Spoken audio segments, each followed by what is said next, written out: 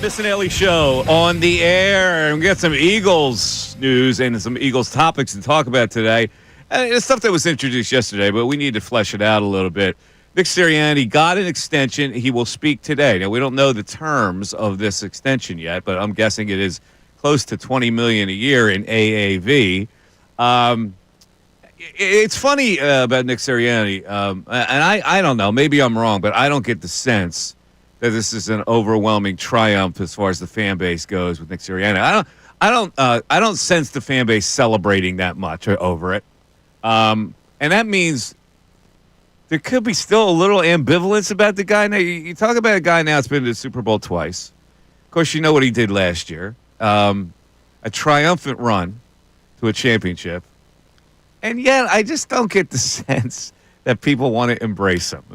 Again, maybe I'm wrong, and now we'll have to go to Sirianni's biggest advocate, Bill Colarulo, today to talk about that. But I don't know.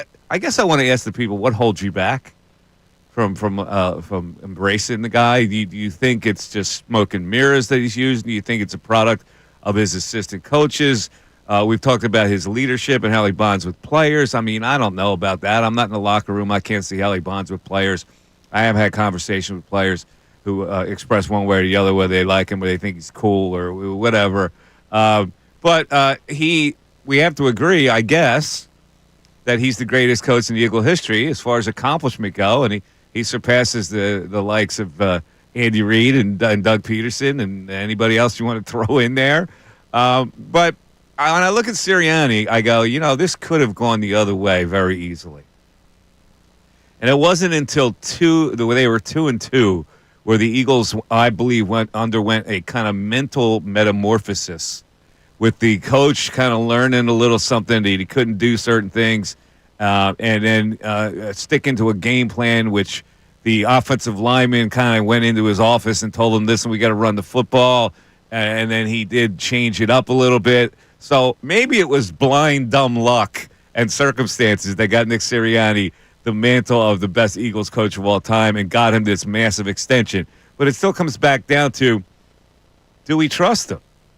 Did the fan base as a majority trust him?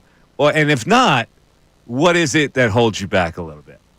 So I'll go to Mr. Sirianni, Bill Colarulo, who has been tooting his horn for a really long time. No better person to talk about the merits of Nick Sirianni than Bill Colarulo. So good morning, Bill. Good morning, Mike. Good morning, Ray. Hope you guys enjoyed your breakfast sandwiches. I paid my debt this morning. Yes, that was very nice. But Nick Sirianni. We don't know the terms of the contract. I'm assuming it's probably a 4-year extension, which would put him under contract for the next 5 seasons. But you ask a great question today because there is still a contingent of the fan base. I don't want to say it's a majority of the fan base, but there is a contingent that doesn't fully trust the guy yet, that doesn't necessarily give him the credit that I think he deserves. You keep hearing things like, well, it's all Howie Roseman, it's all the personnel, or it's his coordinators. He doesn't call plays. He doesn't call defensive plays. He doesn't do anything. But I just think if you look back at the history of the 4 seasons that Sirianni has had, and yes, we have the Super Bowl championship. We have 2 Super Bowl appearances. You have 4 playoff trips in 4 years. But I think it even goes deeper than that to fully appreciate what Nick Sirianni has done. He comes in 2021. They start that season 5-7. He then decides he's going to give up play calling to Shane Steichen. They lean heavily on the rushing attack. He decided that, you think? Well, I'm sure he needed to be convinced. Okay. I'm sure he needed to be convinced, but he showed a willingness to change. They go 4 straight wins, run-heavy approach. They make the playoffs. They come out in 2022. Dominant season. Start the season 8-0. Then they win another 5 straight. They're 13-1, and they dominated their way to the Super Bowl that year. 2023, even though it didn't end great, a 10-1 start. And then last year, you mentioned that at the bye week, 2-2, he shows a willingness to adjust again, and then they go on to win 16 of 17 and the Super Bowl. I think the fact that this guy has not only shown a willingness to change when it's needed, but pretty much has his team ready to play every single week. You don't go on these types of winning streaks in the NFL that consistently. Winning 4 straight in 2021 to make the playoffs. Winning 8 straight to start the season in 2022, and then another 5 straight. In 2023, 10-1. Last year, 10 straight wins, 16-17. You have to be doing something right as a head coach to have your team ready that many weeks in a row. And I don't want to hear that it's just personnel. We all remember the dream team. Andy Reid, one of the greatest coaches in NFL history, had the dream team. That team went 8-8 and missed the playoffs. So it's not just about personnel. There's something that this guy has, whether you call it the magic sauce, whatever it is. He knows how to get his team ready to play, and I think we overlook that because he doesn't call plays, and he's not a defensive coach, and he doesn't necessarily address the media or the fans in the way that you think an NFL coach should carry themselves. He gets his team ready to play, and that's a huge thing for a head coach. Okay, let me just throw this one thing in. Changing and being ordered to change are two different things, and being ordered to change makes people mistrust a little. That's all I'm saying. I just wanted to throw that in there. I agree with you that he probably was spoken to. I mean, I know he was. I mean, I have sources, too, who've told me, yes, he was spoken to a couple of times about his antics on the sidelines and things like that. Or his methodology of offense. True. But I also think that you have to give the guy credit for having a willingness to. What do you sense that everybody gives him credit? I don't. I think. Don't. All right, so that's the question. Why not? I do think that there are people who, one, never truly bought in with Sirianni, going back to the first press conference he had where it was a disaster. Mm-hmm. And then even though they made it to the Super Bowl in 2022, I still think there were people who didn't like the way he was mugging for the camera, and I get it. Mugging for the camera, taunting Chiefs fans, all the things that he's done where you were just waiting for him to fail, and then you saw the failure in 2023. See, here's my only problem. And listen, I'm playing devil's advocate half the time here, but when you lose 6 of your last 7, how do you make the case that your players really want to play for you, that you bond with your players and they really like playing for you? Like that's the outlier. Yeah, but I would say the losing 6 of 7 was the outlier. The norm has been the long winning streak. But the outlier is still there. Like losing 6 of 7 is indicative of, well, maybe they're not listening to you. But I think when you focus just on that 6 of 7, you're ignoring all of the long winning streaks. I'm not ignoring it. I'm just saying this weighs it down a little bit, doesn't it? Well, how much of that was, if we only want to say that. Well, you got to control your team. A good team, it's 10-1. Losing 6 of 7 is a blight, no matter how you slice it. I agree with you. However, we talk about the people who do try to hold it against Sirianni that he has great personnel. You got to look at that team that lost 6 of 7. That defensive personnel was terrible. So I don't care who the coach was. Good enough to win 10. Well, I've made the argument before. I think you should give Sirianni credit for them winning 10 of 11 with a team as bad as that was. Okay. Because that defense was terrible. Like the glass is half full here instead of half empty. I think that the head coach and that team overperformed through the first 11. Really, you've been very consistent in completely ignoring that 6 of 7. Ray, has he not? Like in Bill's mind, the losing 6 of 7 at the end of that year doesn't even exist. It's the outlier. He just said it. Yeah, to me, in his mind, it's the outlier. It was. When they went to the table last week and he drafted up the contract extension, he had to make this argument to Howie, and I'm sure that it was well received. Losing 3 or 4 might be the outlier. Losing 6 or 7 is indicative of a cancer. In any event, we'll talk about it. We'll also talk about the Tush push. Oh, my God. Oh, the Philadelphia Eagles are getting picked on again. They're taking away the Tush push. That's what I heard this morning on the morning show. Oh, I'm a sore loser. There's sour faces. Oh, am I going to have to battle you on the Tush push away? Well, it might not be taken away. You need 8 votes. And the Eagles are lobbying just as hard against Goodell as Goodell's lobbying for it. We'll talk about that. Also, we'll hear the press conference with Nick Sirianni at 12:30. Jalen Hurts and more players to worship their new head coach, newly minted head coach. The Mike Missanelli Show continues on 97.5 The Fanatic. The Eagles have signed Super Bowl winning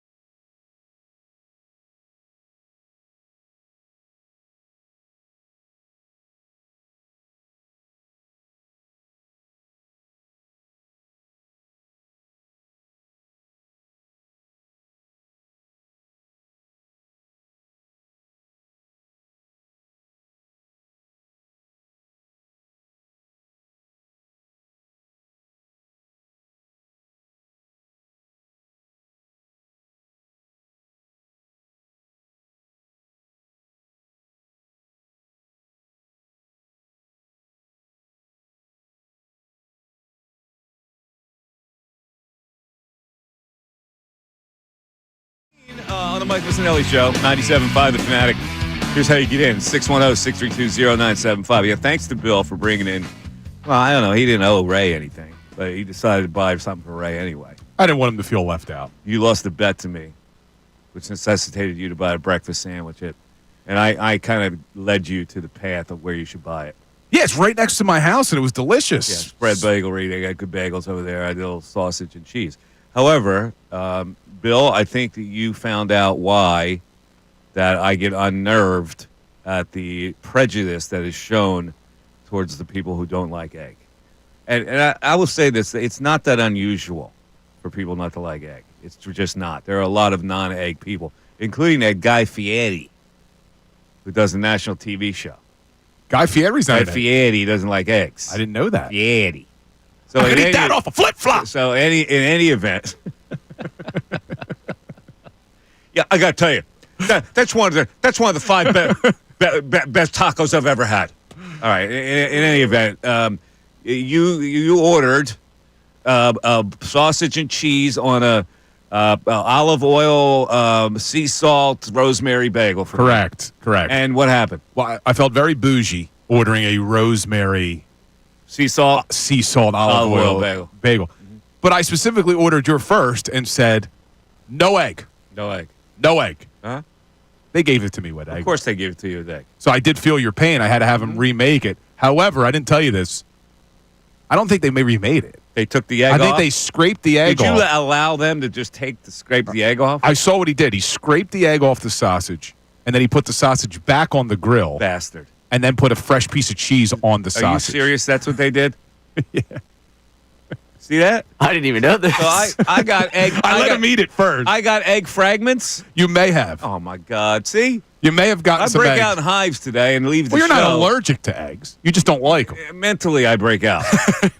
I can actually see it. Look, your face is getting red. Mentally, I break out in hives. I'll tell you what, though. Delicious. I went whole wheat everything bagel. Yeah. With egg, cheese, and bacon. They should advertise with our show. Phenomenal. I'm going to talk to them. You spread bagelry people out there. What do you think? Yeah, I like that idea. I like that idea, too. Yeah. I wouldn't mind fresh bagels every morning when I came in. Bagels Tuesday? Nice. Well, all right, let's not do it every morning. Well, we're also celebrating today. It's not just that I owed you guys for the bet I lost to Mike. It's our 200th show. Today is our 200th show. Yay! 200. Yay! Applause. Yeah. We made a 200 show. That's hard to believe. And as Ray pointed out, it's only fitting that on our 200th show, we're debating whether or not Nick Sirianni has won the fan base over and gets this contract extension. It's very fitting for us. Yes, correct. So in the spirit of that, as we do our 200th show, I guess we could take an evaluation of some sort from the people. What were your favorite moments of the show? What were your terrible moments of the show? I assume all of them involved Bill Colarulo's incessant support of Nick Sirianni. So, yeah. It hasn't been incessant. It's been very objective. It's been a very objective analysis of the head coach.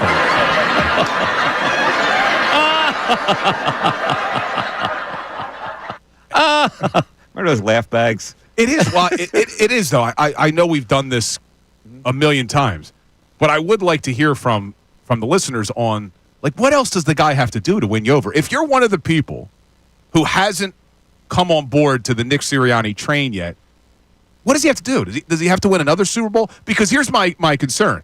We know how hard it is to repeat. If they don't repeat this year, are we going to have to hear the whole Sirianni shouldn't be the head coach again? Are we going to go down that road again? I think he's on those kind of tenuous. That's why I'm talking about this today.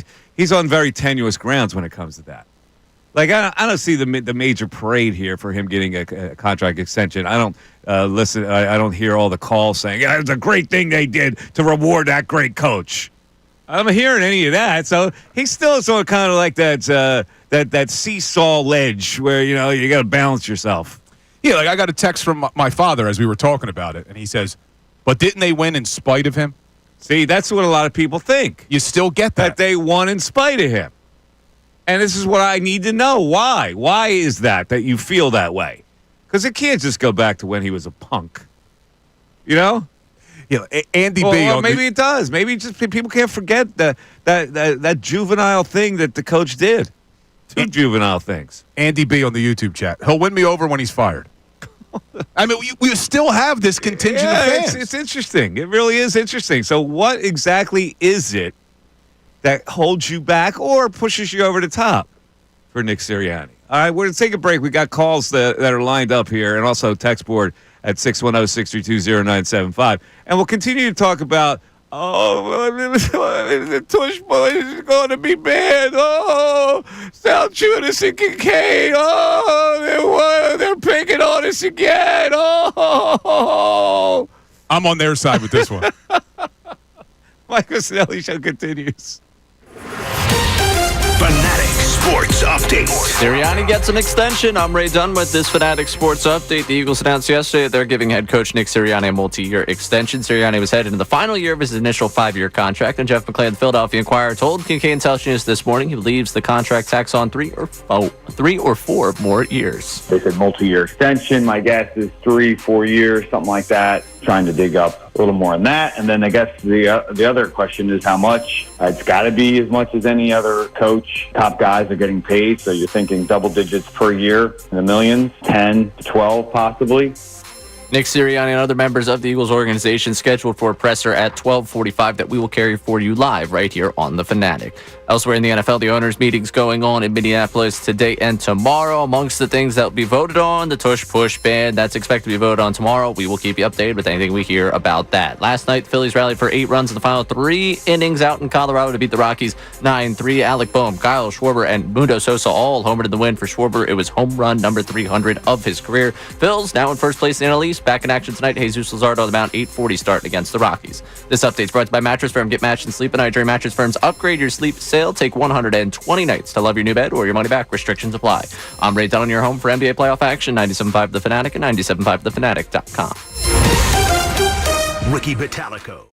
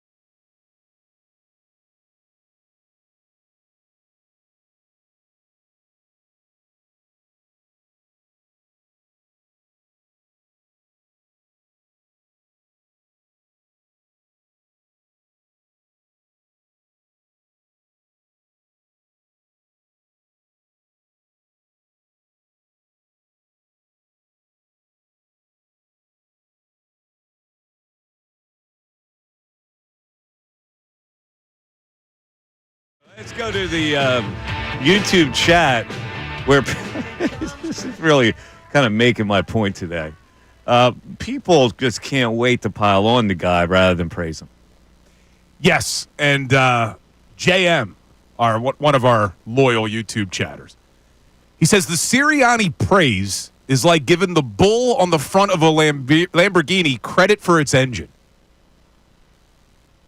Well, I like him thinking outside the box with the analogy, but I don't the Lamborghini bull doesn't do a damn thing. See, you're not giving Sirianni credit, though. That's what he said. But you're not giving him credit for the culture at all. You're not giving him credit for having the team ready to play every single week. Culture lost 6 of 7 games. Yeah, but if you're going to say the culture lost 6 of 7, you also got to say the culture lost 6 of 7 games. Let me ask you. I want you to weigh these. Was it worse losing 6 of 7 or better winning 16 of 17 on your way to a Super Bowl? You don't have to get a little nutty here. You don't. They need to won 16 of 17 You don't games. need to get nutty. I'm just bringing out something. When you bring up culture, I go, well, where was the culture? Did we go on vacation for 6 or 7 games? Let me ask you. Cabo? Where'd it go? Let me ask you a question. Would you consider Jason Kelce as a good leader? Sure. Okay. Was Fletcher Cox a good leader? I don't know. Maybe. All right. Well, assuming both of those were, because we've heard how great a veteran leadership they provided. Yeah. They were leaders on a team that lost 6 of 7. So would you look at them and say, terrible leaders? No, they allowed their team to lose 6 of 7. No, I look more at the head coach when it comes to that.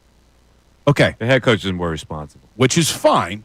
But if you're going to do that and you're going to blame him for losing 6 of 7, then he has to get the equal amount of credit for winning 16 of 17 on this road to a Super Bowl. He's getting the equal amount of credit. Apparently, he's not getting the credit from the fan base. I'm tweaking you because I know how to push your buttons. You get all hot and bothered. When you go culture, I go 6 or 7.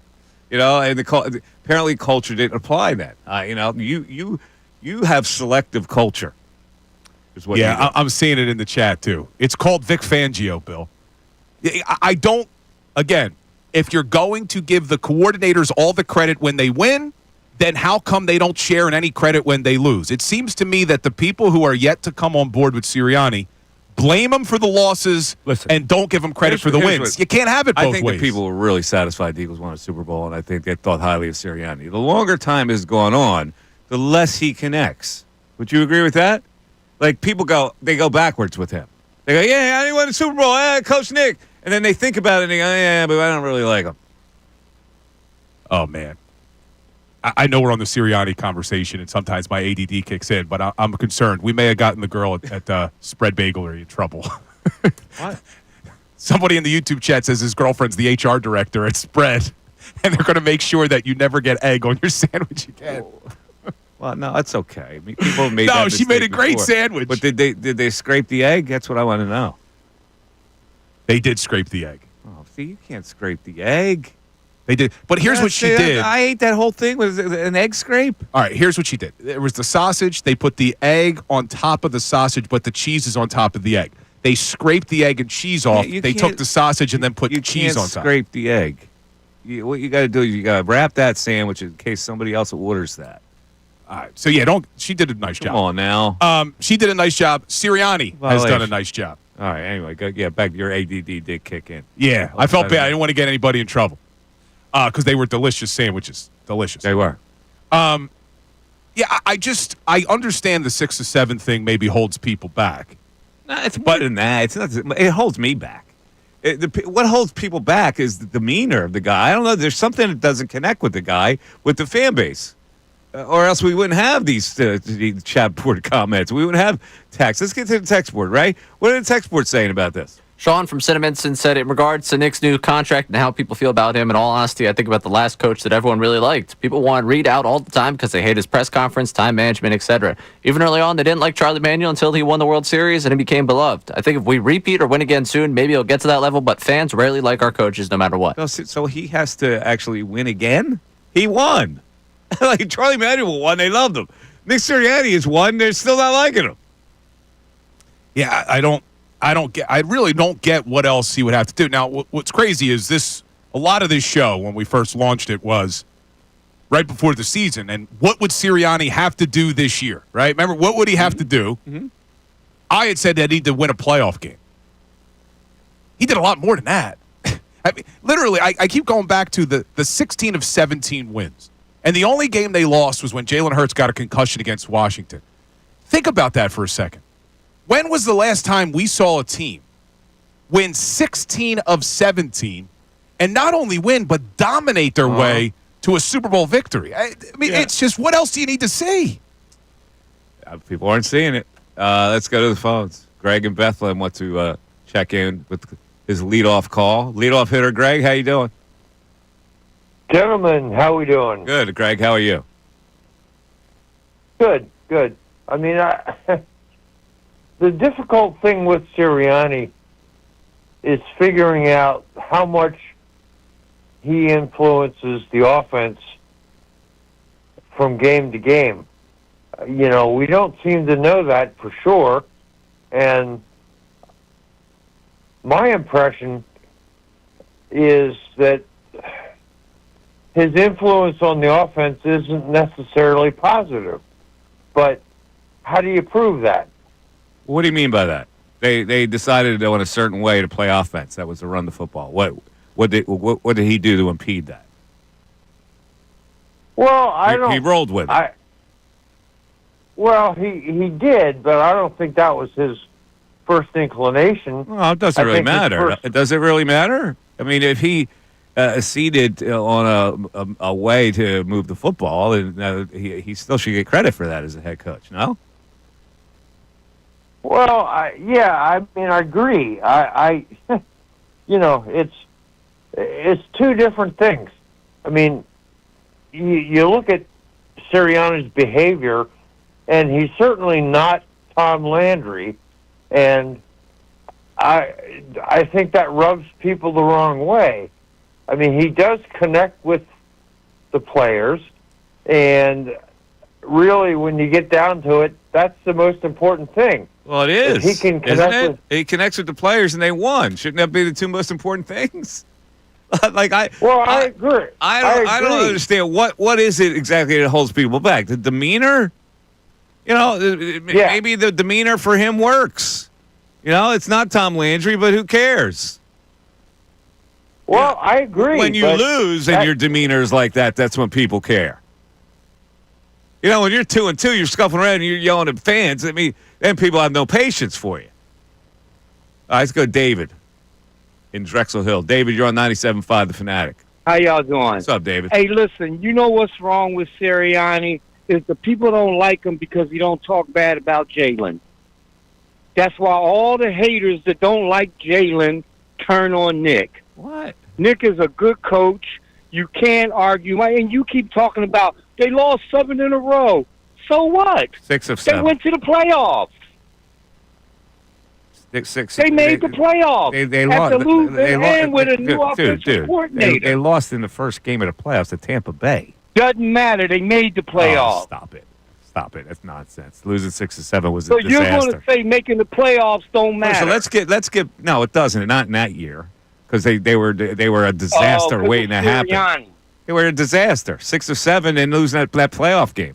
Now let's go back to your offensive coordinator. Dude, they were 10-1 at one point. So let's move on. Jalen Hurts. What you're saying? What about Jalen Hurts? They don't like Sirianni because he doesn't talk bad about Jalen Hurts? What coach is going to talk bad about his quarterback? Well, what I'm saying is you're saying what can he say to make people like him? All you got to do is put like those Jalen Hurts quotes where you're not sure what he's saying and people be clapping for him because they don't like Jalen anyway. I have no idea what the hell you're even talking about today, David. I got to be honest with you. Because you don't want to know. I'm trying to get you to explain very cogently, and you're failing.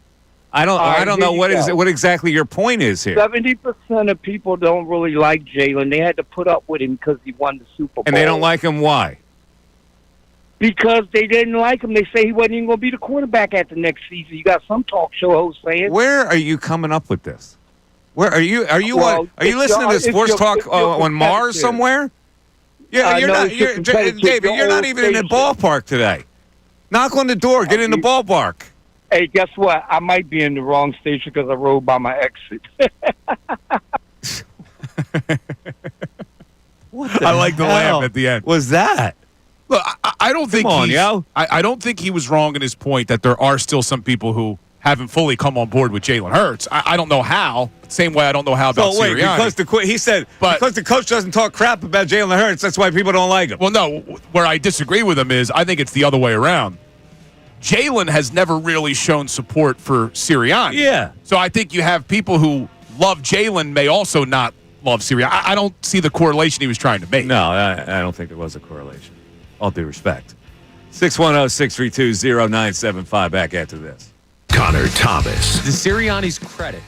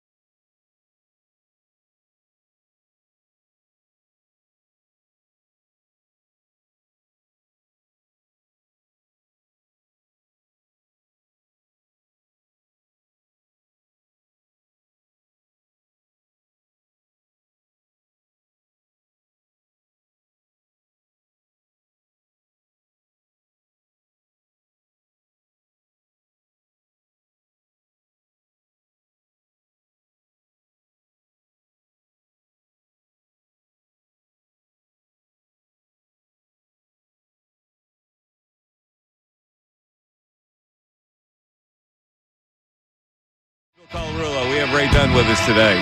The midday show right here on 97.5 The Fanatic. You can climb in at 0975. I painfully watched the Phillies game last night. It was a nice win for them. They came back in a later inning, start bashing a little bit. 17 hits. Big home runs, Bohm, Schwarber. 4-hit night for Sosa. I hate watching bad baseball teams. I can't stand it. Well, I will never watch the Pirates and Rockies ever again. Yeah, the Rockies are pretty bad, man. They're pretty It's impossible to get that bad. Well, it's not impossible because there's a lot of bad teams. They got two players in the whole team. But yeah, they are bad. The Phils should sweep. The Rockies are 8-39. Like you should win more games accidentally. It's unfathomable how bad some of the teams in this baseball league are. Yeah, they really are. But look, Phil showed up, 17 hits, 7 runs in the last 2 innings. 8 of their runs came in the last 3. They even got away with mediocre bullpen guys getting through clean innings. Yes, they did. Well, these guys may not. They need them to be more than mediocre now with the Alvarado news. But yeah, Ross comes in. Mediocre relief pitchers can never be exceptional. Your buddy Tanner Banks. Yep. Now you mentioned something. They can get by occasionally. They can never be exceptional. Talking about the mediocre. You are not a huge Edmundo Sosa everyday player guy. No. But every time the guy has gotten an opportunity, he's performed. He's now hitting 386 on the season. Wait, excuse me. Did he get an opportunity to play full time? He's performing exactly because of what I said. So you pick your spots with him. Here's my question for you. Uh-huh. Would you try to convince another team that Sosa could be an everyday player? No, you need Sosa. You would not put him in a trade deal. No, you need him. He's a valuable component to play occasionally. When you need to give guys rest, and you need to give guys breaks against left-handed pitchers. He's valuable that way. But he's not valuable as a full-time player. So there's nowhere to put him either full-time. But if the trade deadline's approaching and Dombrowski's on the phone with another team and you have an opportunity to get a high-leverage bullpen arm. Well, he's not untouchable. Don't get me wrong. But I mean, he's not the type of guy that I'd want to trade. I agree. I wouldn't want to trade him either because he is that valuable bench piece, and he seems to be. When we talk about culture with Nick Sirianni, I think his attitude, Sosa's, is great for the clubhouse. Yeah, but I wouldn't make him untouchable either. And I know you keep saying he's not an everyday guy, and you are probably right. But every opportunity they give him, he comes through. There's something missing here, Ray, in translation. Every opportunity they give him is that they give him on a part-time basis. That's why he comes through. Where is your argument here? Well, last year, when Turner got hurt and Sosa was your everyday shortstop, he performed again. A little bit. But not on a full-time basis. But how do you know? How do you know but for giving the guy an everyday opportunity, which you can't give him here? Why can't you just leave well enough alone? Why can't you? Why do you always have to stretch the envelope? Because the guy's been good. The guy's not good on a full-time basis. Based off of... Where are you going to play him? Full-time. Based off of what? What he did with St. Louis? You going to play him in left field? No, I'm saying you can't. You can't play him every day here. I agree with you. You can't. Well, then what are we talking about? Why are you wasting my time? Because... Go out and give me a bagel with sausage and no egg. You see, I'm nice enough to bring in a sandwich, and now I've turned into You're wasting my time now with this argument, boy. with this Sosa thing. What I'm saying is, can you convince another team? We are limited. If you don't want to give up prospects, sure you can convince. Would you try to convince another team? If another team needs a shortstop, maybe a third baseman, maybe a second baseman, yeah. But I don't know. To me, it's maybe. I'll just say that if they're going to offer you a really good relief pitcher for Sosa, I guess you got to do it.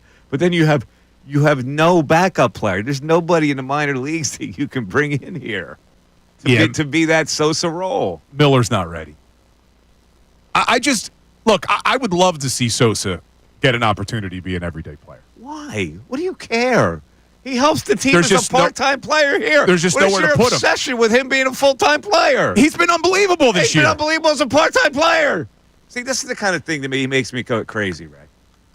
These are the type of arguments that Bill drives me nuts. Because it would be nice to see Sosa get an opportunity to be an everyday player. Why do you care about him getting when he serves his purpose here? Why would you care about his personal goal? That's not for you to determine. That's for him and his agent. You can leave well enough alone. He's a good part-time player for the Phillies. He is. But what I'm saying your is, argument is doesn't make any sense. You assume that because he was a part-time player before, that he could never elevate his game to a full-time. Not here. I said here. I don't care if he could be a full-time player somewhere else. It's irrelevant to me. Well, it's not irrelevant because you may be able to put him into a trade package to fix this bullpen. That's my point. There's nowhere for Sosa to go here. A contending team really has to be desperate. They have to have lost the starting infielder for them to want him. And, they're just not going to make – he's not a good enough player where you make room for him. He's a solid bench player. He's a really good bench player right now. Like, I'm serious. I know you keep saying he can't be an everyday guy. I'm not convinced he can't be. I didn't say that, okay? I don't care if he can. All I know is that he can't be here. And you're trying to twist my brain like a pretzel. And I hate when you do that. I couldn't care less whether he could be a full-time player somewhere else. My sense is no, that they pegged him into his position where he's a part-time player who can fill in as a utility player somewhere. He doesn't have an everyday position. No, he doesn't. And the experiment in left field lasted one game. All right, let's go to Tony in West Philly. Tony, you're on 97.5 The Fanatic. What's up, Tony? Mikey Miss. What's going on, Tony? How you doing, Tony? How y'all doing, man? I don't know what a lot of these callers are talking about as far as Coach with his personality. I mean, we done had Buddy Ryan, Charlie Manuel. I mean, Nick gives me, Italian South Philly, vibes, and I'm good with that. He's like a Philadelphian to me. Really? I think where people He doesn't give me Italian South Philly vibes at all. He give me. He's a New York guy. He never fails to remind you of where he's from. Okay, well, I mean, he reminds me of most of the the South Philly guys that I know. Like they cool guys, but I think where Nick is losing it with the fan base is that we know it's not his offense. I mean, we had two offensive coordinators outside of his quote unquote offense that has had success with him. And Patullo, I think that's offensive coordinator name, Patullo. Yeah, the new guy. Yeah, that's his guy. Yeah. Okay, so now that's his guy, and there's a vote of confidence from Howie allowing him to go back and then have his offensive coordinator run the offense again. And if it go wrong, we know that he's not capable of running the offense on his own. Mm-hmm. So I'm a little uncomfortable with that because me personally, I would rather have had an experienced offensive coordinator outside of the organization running the offense. Yeah. Well, listen, I don't know if people care that it's not his offense. I think people care about the winning, and if he's a CEO head coach who can get people to play for him and can organize things with everybody on the coaching staff, why shouldn't that be enough? Well, he's like Mike Tomlin. I mean, it's cool, Mike, until we visited 2 years ago when the offensive coordinator is not using the talent right, and then it falls on Nick Sirianni. Like, okay, Nick, this is your guy. What can you do now? Yeah, but here's the question, Tony. He's won a Super Bowl. And you hear it now. You sense it. We're reading all these comments. He's not 100% accepted. He just got a big contract that's making him one of the highest paid coaches in the league, and still people don't really gravitate to him. He's like Mike Tomlin now, where, okay, you won the Super Bowl, but the offense has been bad. He has to continue to win, and he has to continue to win to justify his position here as head coach. Okay, all right. I got you. So you have to win again. For him to win everybody over, he has to win again. He won one. He's been to another one. Yeah, I don't like the Mike Tomlin comparison either because Tomlin hasn't won a playoff game in 9 years. Like, Sirianni's had playoff success. 2 out of 3 seasons, they went to a Super Bowl. This is a question for you, man. Why do you think, when you see it, it's clear? Why aren't people seeing it as clear as you, Bill? This is your show today, Bill. 610-632-0975. Mike Missanelli Show continues. Fanatic Sports Update. Sirianni gets an extension. I'm Ray Dunn with this Fanatic Sports Update. The Eagles announced yesterday that they're giving head coach Nick Sirianni a multi-year extension. Sirianni was heading into the final year of his initial 5-year contract. Jeff McClain of the Philadelphia Inquirer told Kincade Salciunas this morning that he believes this contract tacks on 3 or 4 more years. They said multi-year extension. My guess is 3-4 years, something like that. Trying to dig up a little more on that. And then I guess the other question is how much. It's got to be as much as any other coach. Top guys are getting paid, so you're thinking double digits per year in the millions, 10 to 12 possibly. We'll hear from Nick Sirianni and other members of the Eagles organization coming up at a 12:45 presser. Last night, the Phillies rallied for 8 runs in the final 3 innings to beat the Rockies at 9-3 in Colorado. Alec Boehm, Kyle Schwarber, and Edmundo Sosa all homered in the win. That pushed the Phillies into first place in the NL East. The Phillies and Rockies are back in action again tonight at 8:40. Jesus Luzardo getting the start for the Phils tonight. This update is brought to you by the local Rheem Pro partners at thereamteam.com. When you want your home to feel like a dream, it has to be Rheem. Stay cool with a high-efficiency AC system from Rheem, RHEEM. Find your Rheem Pro partner at thereamteam.com. I'm Ray Dunn on your home for NBA playoff action, 97.5 The Fanatic and 97.5thefanatic.com.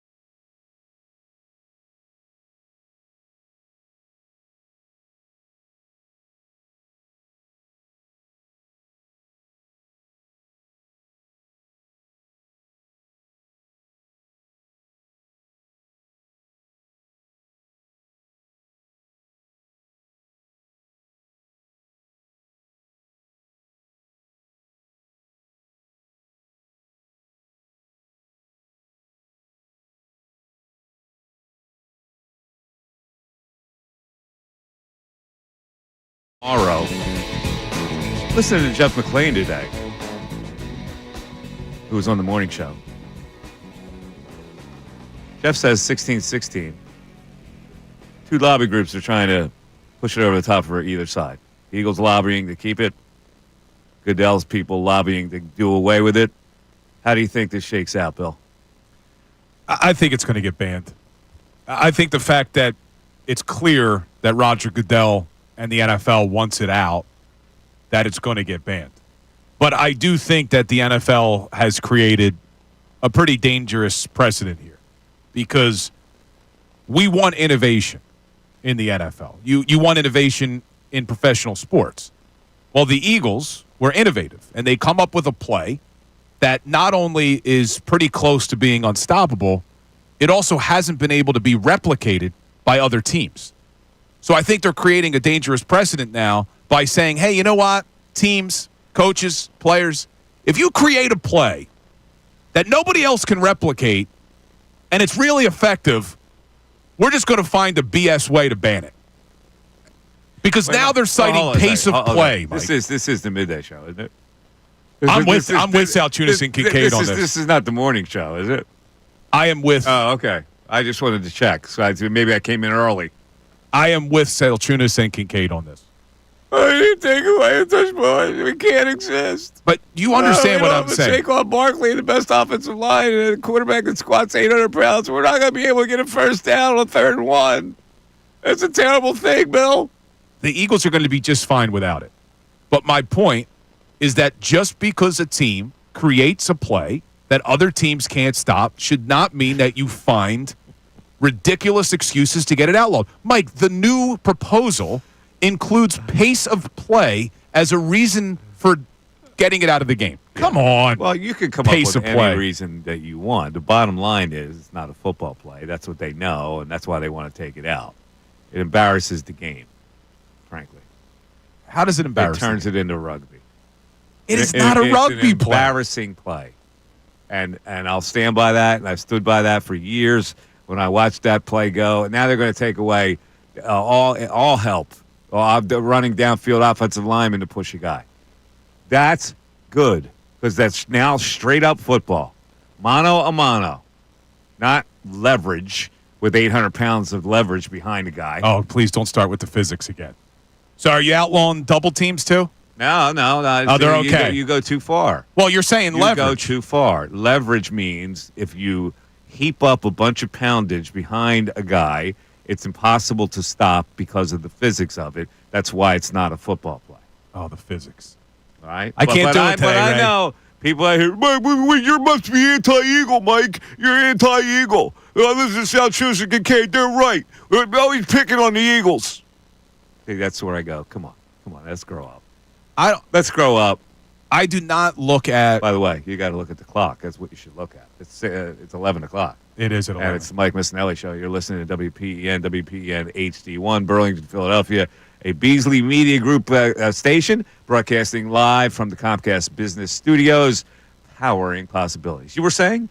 I said I don't look at this as here's the NFL picking on Philadelphia because they don't like the Eagles. Yeah, I think you do a little bit. I look at it as what I just said. I think it's a dangerous precedent to look at a play that a team was innovative in creating. I mean, let's face it. What other play could ever come into the same venue as having 800 pounds behind one guy to push him ahead a yard?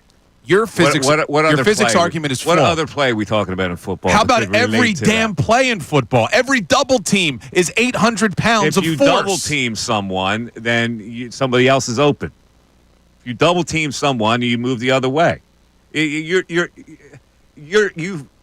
fail to grasp the play, the push play adds weight to a certain play to get a first down that you can't counter from the other side. You can't.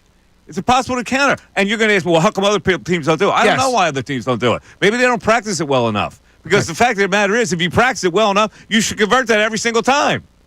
You got the pound advantage. You just made Nick Sirianni's point. You just made the point for the Philadelphia Eagles. Maybe they don't practice it well enough. Yeah, you're right. They don't. The Eagles had to also figure out how to practice it. But that doesn't remove the fact that it's not a football play. Okay? It's not a football play. It's ridiculous rugby scrum. Okay. And there's no skill involved in that play except tonnage. Oh, the tonnage. But, Ray, I'm getting post-traumatic stress hearing these things again. It's triggering me. All right, well, you trigger you. It's triggering Let's go back me. to the phones. Lou in West Philly. Lou, you're on 97.5 The Fanatic. What's up, Lou? Hey, yeah, what's up, guys? How you doing, Lou? Listen, I would say, you know what? I would rather they get rid of the tush push, only because it'll just give these stoneheads nothing else to complain about. Like, just listen, just get rid of it. Allow us to do what we need to do. You know, continue to score touchdowns on a ridiculous basis. Because, like Mike said, I don't think there's going to be any difference with us. You know, with a quarterback seat, like we can still do the same. I feel like you can still accomplish the same thing. Exactly. Or you give it to a running back who's a powerful man. Yeah, and then there'd be no reason for anybody to say anything. You can't say anything at that Exactly. point, right? Exactly. And it would be more aesthetically pleasing. It's football. Give the guy a sneak. Give the guy the football as a halfback. Boom. Crush it in there. There you go. Now, in terms of re-signing Nick Sirianni, listen, man, I don't know what this city wants, man. The guy has given us Super Bowls. A Super Bowl, rather. We've been to 2 Super Bowls. Like, listen, man, of course there was last year, which wasn't the greatest ending, but you know what? If you average everything out, the guy's giving me a lot more happiness than grief. So, Well, then why do you think it is? Lou, why do you think it is that people aren't 100% on his side? I just think it's personal stuff, man. They just don't like his. They might not like his personality, but hey, listen, man. I mean, would you rather have a personality that you like with losing? No, I'm merely asking the question. The question is, listen, I understand this guy's been a successful guy, so I back off. Now, does he win me over personally? No, there's something about him that doesn't win me over personally, but I'm not going to hold that against him. It seems like other people hold it against him. Yeah, and to me, that's just foolishness. Makes absolutely no sense. Like, what would you rather have? Like, okay, let's not re-sign Nick Sirianni and go get somebody else, and then we lose, then you still be complaining. Yeah. Well, all right. What do you want? I hear. No, listen. I got you. Like, it all goes back to the initial time we were introduced to him, and that left such an indelible mark that winning a Super Bowl hasn't erased it. And not only that, but a couple of additions to that where he's taunting the Chiefs fans, and yelling at his own fans, mugging for the camera, like all those other things added up as well, which meant he wasn't able to overcome the initial burden of how people looked at him because he added to it a little bit. Yeah, I agree with you on that. I agree with it. I do think it's a lot of it with the personality. And we were talking a little off air, and I mentioned to you, like, you may not like a coach's personality, but if you view them as a boy genius, this offensive mastermind or defensive mastermind, you may get past it. But I think people look at Sirianni, they don't love his personality, and then they also ask, well, what does he do? He doesn't call offensive plays. He doesn't call defensive plays. I don't like him. But I do think that people undervalue what a CEO coach does in fact do. Yeah, I agree with that. And one of the things with Sirianni, and I talked about this a lot last year, and I think you saw it on full display in Super Bowl 59, his in-game decisions are usually pretty good. I know that this past season he made some weird calls in the New Orleans game and in the Jaguars game about when to go for it and not kick field goals. But during his 4-year tenure, I thought that his in-game decisions of when to go for it or when to challenge things was always spot on. And you looked at Super Bowl 59, the dagger. We saw them mic'd up. Sirianni says to Moore, call it. Just call it. Those type of things are important to have a feel for the game like that and know when to call certain plays and know when to be aggressive, I think is a true strong suit of what Sirianni does well. He's in his glory, Ray. He's in his glory. Hell yeah. He's so in his much glory. good. I'm the smartest coach in the world. But here's the We other all thing. fertilize. The other thing is, people go, well, yeah, they were 2-2, and it took 2 offensive linemen to go in there and tell them how to coach football. And that's I'm the the other dumbest thing. coach in the world. These little things hold it back. 610-632-0975 back after this. ESPN's Adam Schefter. More often than not, network.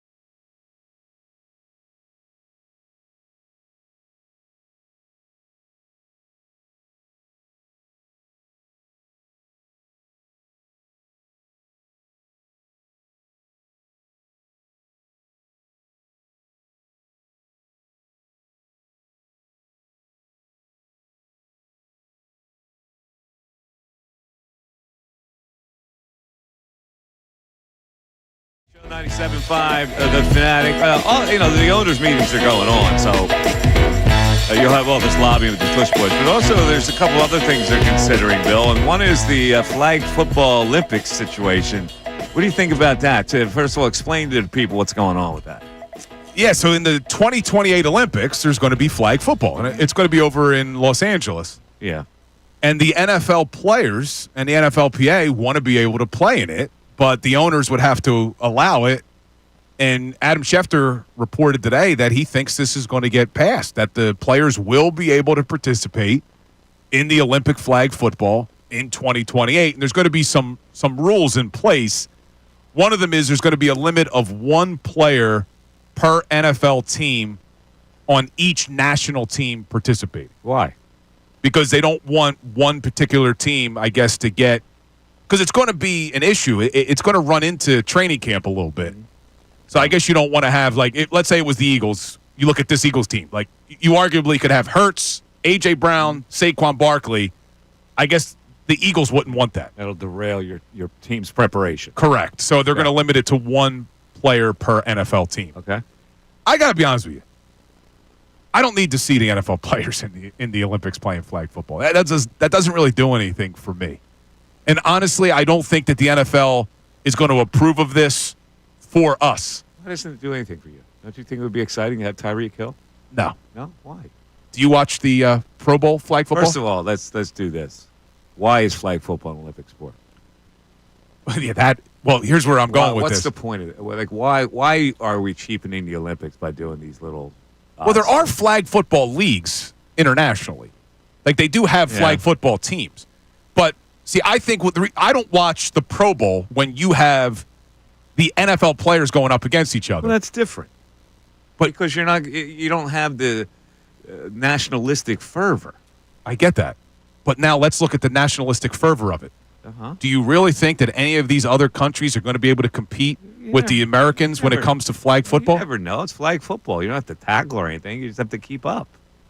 You never know what fast guys are going to come from other countries. The reason we get the market on fast people? You think Jamaica would have a great flag football team if they knew how to play football? Well, they got to figure out how to play football, too. Oh, yeah, but is that hard?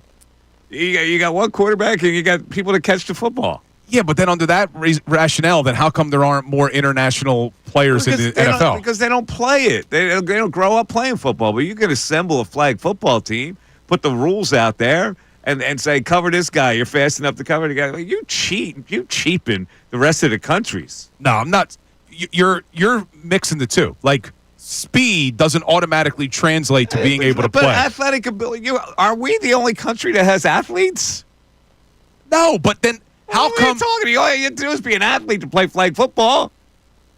Then how come you don't have more international players coming over and playing wide receiver and defensive back? Well, because they're not interested in the football thing where you play it in high school and you get recruited to college. That doesn't exist. See, I think you're cheapening flag football. Cheapening anything. I'm giving you the reason why football doesn't exist in most countries. But if you say there's this sport here that we can play and here's how it works, you don't think that athletes from other countries could adapt to that? I think the United States flag football team will dominate. You're jingoistic. Nah, I think they're going to dominate. Well, they might dominate, but that doesn't mean other teams can't be competitive, and that's what would make it interesting. No, that's exactly what it means. Dominating means they won't be competitive. No, they could be competitive. Maybe the U.S. will win. Well, but maybe they won't win. But maybe they won't. Flag football has nothing to do with offensive schemes and blocking schemes and all the stuff that makes American football superior. I don't think, though, that the NFL wants to allow their players to play in the Olympics for the United States. They want this because they're trying to expand the game internationally. I got it. So go down with the other rules now for this. Oh, what the flag football rules are? You already said only one per team. Well, here's what it is. They're going to give permission for any player under an NFL contract to participate in tryouts. Mm-hmm. I talked about the limit of one per team. Mm-hmm. It allows, in addition to the one player per team, a team can designate an international player to play for his home country.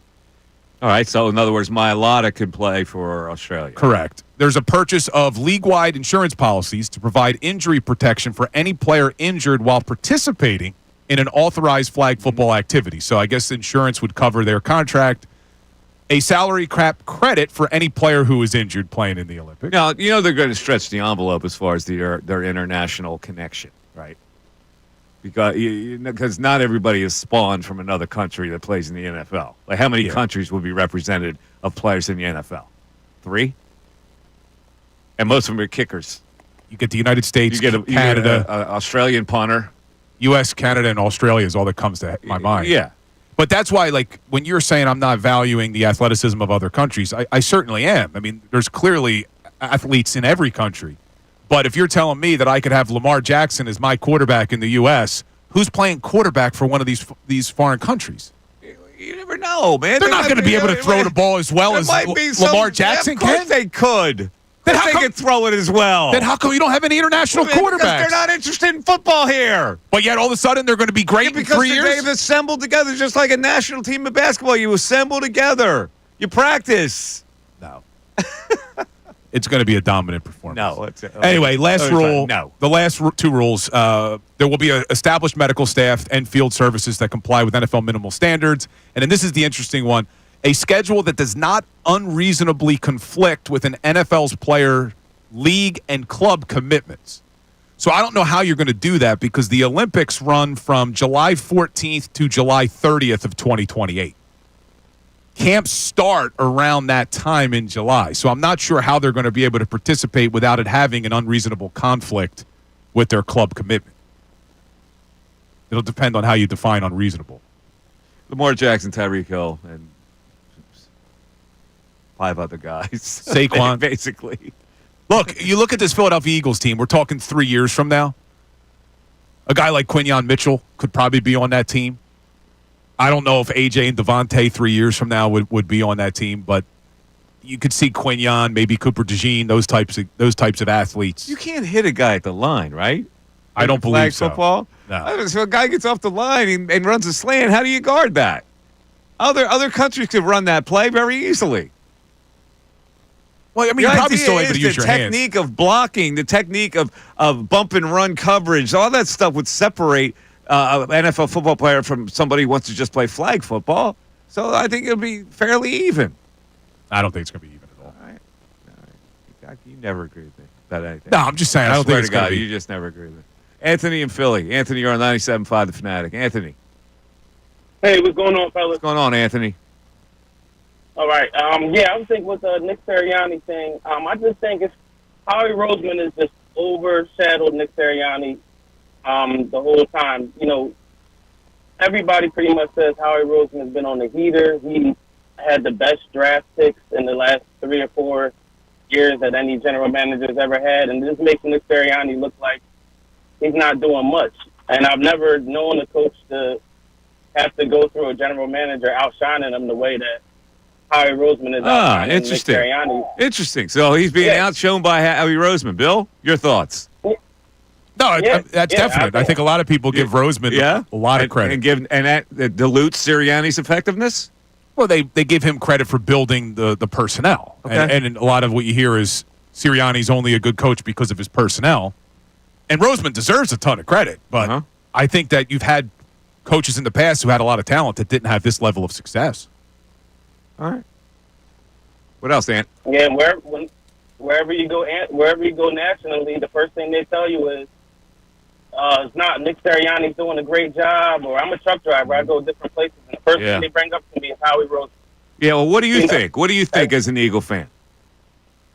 I think as an Eagles fan, honestly, I like Nick Sirianni. I feel bad for him because I feel like within the last, like I said, 25 to 30 years, I can never think of a coach that has had a general manager be the first talking point when they bring up the team like he's had to go through. And he's going to have to win multiple championships to be able to get that, to be able to get it off his back. Yeah. Other than that, they're going to give the credit to Howie every time. All right, man. Good call, Anthony. Appreciate it. That's a good look at it. And notice he said, I feel bad for Sirianni. Proper usage. You ever hear people say, I feel badly for Sirianni? That would be incorrect grammar. Why, it's not an adverb? No, you feeling badly means you're feeling inferiority. Feeling bad is the actual feeling. That's a good point. People say all the time, I feel badly for him. Well, that means you feel inferior. Yes, you feel bad. Right. Because bad is the feeling. Right. Badly is an adverb. Correct. Yeah. See that, Mike? Ray? That'll be a lesson to y'all out there. 610-632-0975. Back after this. Fanatic Sports Update. Sirianni gets an extension. I'm Ray Dunn with this Fanatic Sports Update. The Eagles announced yesterday they're giving head coach Nick Sirianni a multi-year extension. Sirianni was headed into the final year of his initial 5-year contract, and Jeff McClain of the Philadelphia Inquirer told Kincade and Salciunas this morning they believe his contract tacks on 3 or 4 more years. They said multi-year extension. My guess is 3-4 years, something like that. Trying to dig up a little more on that. And then I guess the other question is how much. It's got to be as much as any other coach. Top guys are getting paid, so you're thinking double digits per year in the millions, 10 to 12 possibly. We'll hear from Nick Sirianni and other members of the Eagles organization coming up at 12:45. They have a presser to talk, obviously, about that extension, and we'll carry that live for you here on the Fanatic. NFL owners meetings going on in Minneapolis. We're expected to get a vote this week on the Tush push, whether or not the Packers' proposed ban will go through. We'll continue to talk about it with you. And last night, the Phillies rallied for 8 runs in the final 3 innings, to beat the Rockies 9-3. Alec Boehm, Kyle Schwarber, Edmundo Sosa all homer in the win, pushed the Phillies into first place in the NL East. Phillies and Rockies back in action at 8:40 with Jesus Luzardo on the mound. This update is brought to you by Mercedes-Benz. The Mercedes-Benz Dreams Days are back with offers on vehicles like 2025 E-Class, CLE Coupe, C-Class, the EQE Sedan. Hurry in now through July 31st. Learn more at MBUSA.com/dream. I'm Ray Dunn, your home for NBA playoff action, 97.5 The Fanatic and 97.5thefanatic.com.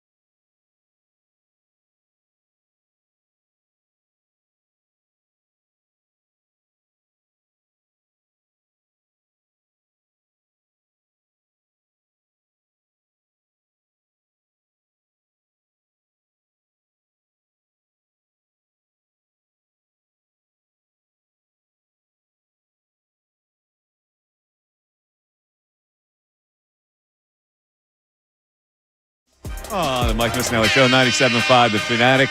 Here's how you get in at 610-632-0975. Anything else going on in the world today? Let's see. Let's check it out here. I like to follow these modern culture situations here. Let's see what we got here. You got the Diddy trial that keeps going on. What's that? What trial? The Diddy trial. Oh yeah, that's been wild. You got a WNBA star accused of having an affair with the Suns CEO. Dude, the Suns in a bombshell lawsuit. The Suns organization is a mess right now. I think that's like the fourth lawsuit in the last couple months. Yeah. Who's the girl? Who's the woman? Sophie Cunningham. Allegedly, I like the big dom of the Phoenix Suns. Like their head of security filed this lawsuit for discrimination and harassment and all that, and then they threw in there that he also said that Sophie Cunningham and this guy were having an affair. So it's all alleged, but let's see. Denzel Washington had a heated exchange with a photographer on the Cannes red carpet. I saw that. Juan Soto is apparently lollygagging with the Mets, and we'll hear about that a little later. Yeah, that's a beautiful thing to watch. Jen Sturger is back in the news, revealing the craziest part about the Brett Favre text scandal in her first TV interview in over a decade. A lot of stuff going on. A lot of stuff. All right. A lot of stuff going on in the world. Let's get back to the phones. We got, let's see, Mark and Clementon. Mark, you're on 97.5 The Fanatic. What's up, Mark? Hey, good late morning, gentlemen. How you guys doing? How are you, Marky? Bill, I agree with you today. Surprisingly, normally I agree with Mike on a lot of things, but I'm on your page, man. It's a great resign, and everything that Nick has done. I mean, 2 years ago was a complete, ball of poop, so to speak, with how that season ended. And he rebounded from that, and I think he knew the hot seat.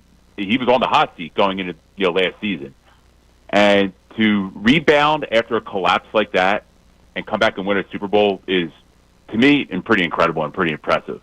And not to lose, your traction as far as being a coach, guiding these guys, and getting to the promised land. So, it's deserving. And from the last caller too, saying he feels bad about Nick not getting the limelight, and how he does. Right. How he has the toughest job, putting together the roster and drafting guys to fit in this team, fit in the locker room and all that. And it's, Nick's job to mold these guys into not only just good men, but great football players. Listen, I don't want to take anything away from him. The coach who wins the Super Bowl deserves the accolades. But there was that transition that maybe he had nothing to do with. When they were 2-2 and they were struggling at the start of the season, all of a sudden a couple offensive linemen go in there and go, yo, Holmes, let's run the football. And maybe that was suggested by management as well. And so that's what made him change. And I think people look at that and they shave points away from him. I don't see points. I think it's great to be open-minded, right? And hearing what other people have to say. Yeah. And, for being a coach and having a lot of that power and a lot of responsibility and to be open-minded like that, I think shows, what kind of person he is in general, but also as a head coach as well. Not just to poo-poo any ideas or anything like that. He's listening to his team and, and response to it, whether it was, brought down by management or not, to have that awareness to make that change, especially at that point of the season, it was a crucial moment. And if that failed, then obviously Nick would have fallen flat on his feet. But hey, listen, it worked, and they had a tremendous season last year, and there's nothing you could say to change that. So I don't feel bad for Nick at all. I actually think it works in his favor that Howie's getting a lot of this credit and things like that, and a lot of it's deserving from Howie, especially the path that he has taken to where he is now. Getting pushed in the broom closet with Chip and all that stuff. So, I think all in all, I think it was a great move, for the Eagles. And I'm happy that he's here. If I was on another team, I would hate to see that guy on the other side of the field. But he's on our side, and I love what he does. Look at that, man! Look at this! Look at this praise from Mark and Clementon. How about that? I love it, man. But he doesn't answer the question. Why don't most people feel the way he feels? Why? Well, I shouldn't say most. Maybe most do. Why like 80%, maybe 70%? There's a faction that's never going to believe or doesn't believe in him, and maybe they need another Super Bowl to do it. I mean, that would be wild.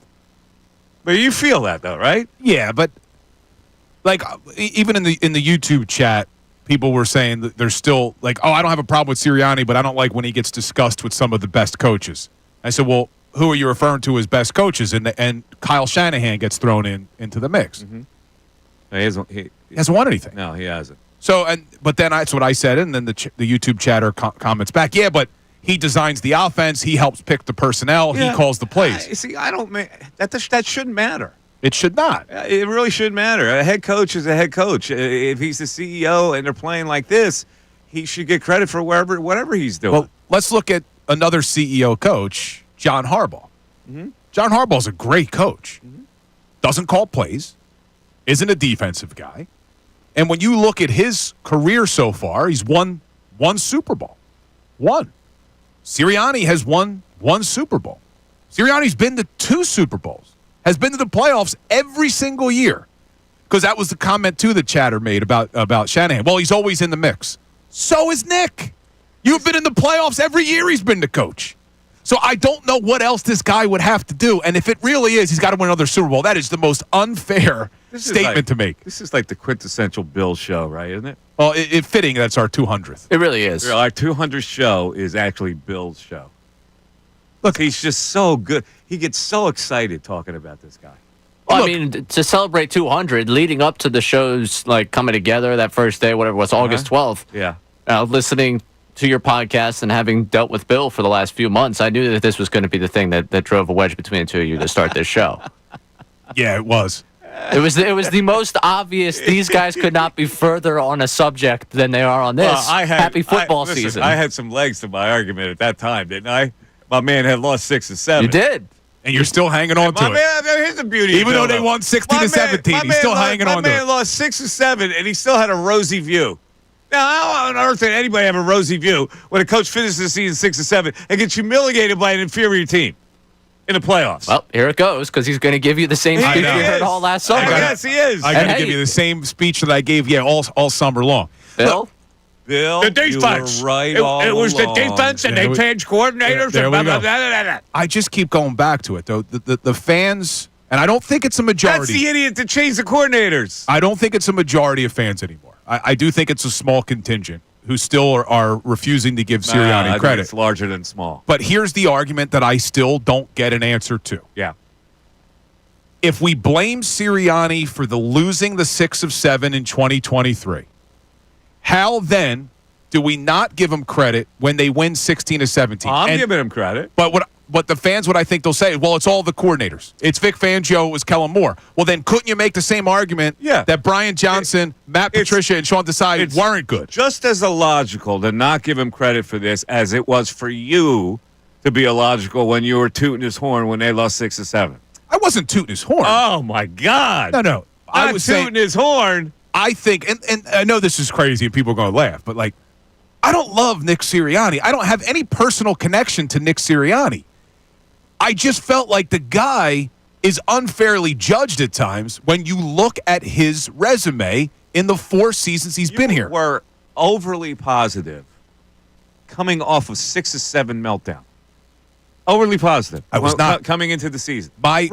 Is my memory faulty? My point was that he deserved to come back, and I thought he was a lot better coach than he was getting credit for, and that we were only looking at a small sample size of games. We were looking at 7 games when the guy had been the coach for 3 seasons. That's a small sample size? Losing 6 of 7 is a small sample size? It was.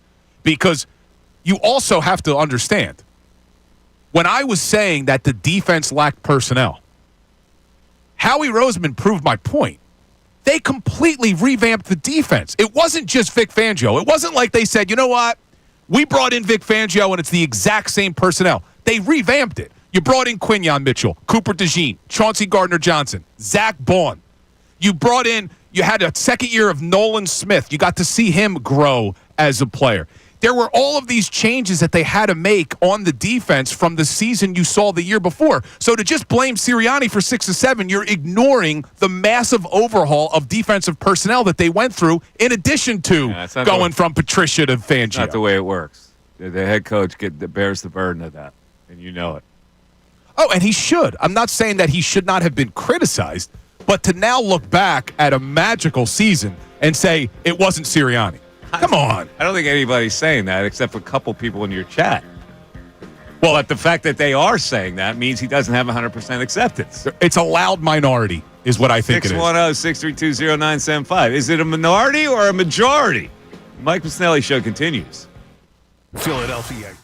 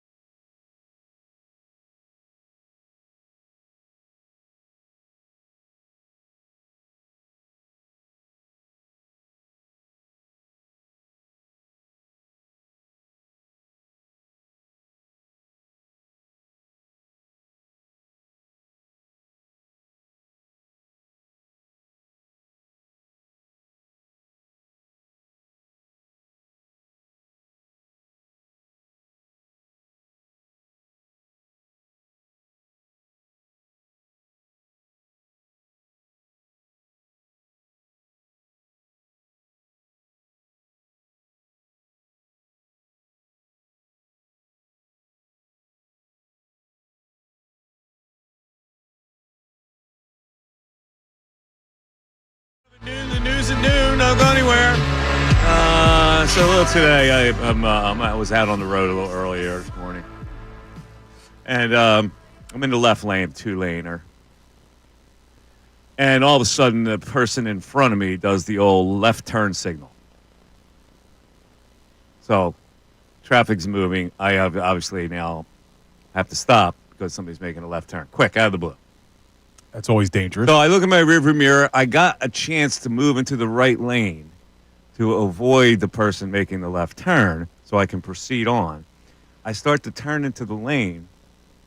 A woman in a car races her car to beat me to the spot. Oh, what'd you do? She races it and prevents me from moving into the right lane. Did you? All right, so as fate would have it, there's a red light that stops her. Oh, no. And I come up on the left lane, and I give her the dirty look. Did you give her the shaking of the head? I did it. I gave her the shaking of the head, and she goes, F you. Oh! No double bird this time. She goes, she had her window down, too. F you. You're very bold. She gives me that. You're lucky she didn't defecate on your car. You never know in this city anymore. I mean, what's up with this world, man? She was the brat that had to beat me to the spot for no good reason. Like, she couldn't let me, like, swerve into the right lane and come around that car who was making a left turn. She goes, F you. You never know what people are dealing with. Maybe she was having a rough morning. Or maybe she knew who you were. Maybe she was like, you know what? Say she knows. Nobody knows who I am. She probably said, F you. You're the one that wants the Tush Push band. What's the matter with you? Yeah. She's probably like, wait, isn't that Mike's Missanelli over there? What do you do when somebody goes F you? I ignore it. I do. I ignore it. But doesn't it startle you at first? It would. Especially because she was you weren't the one that cut her off. She cut me off. That would have startled me, too. Like, what are you mad at me for? You were the one that did it. Exactly. But I don't have time to discuss it at that point. Then she pulls away? Oh, yeah. Gives me the FU and then proceeds to pull away and go make the right turn.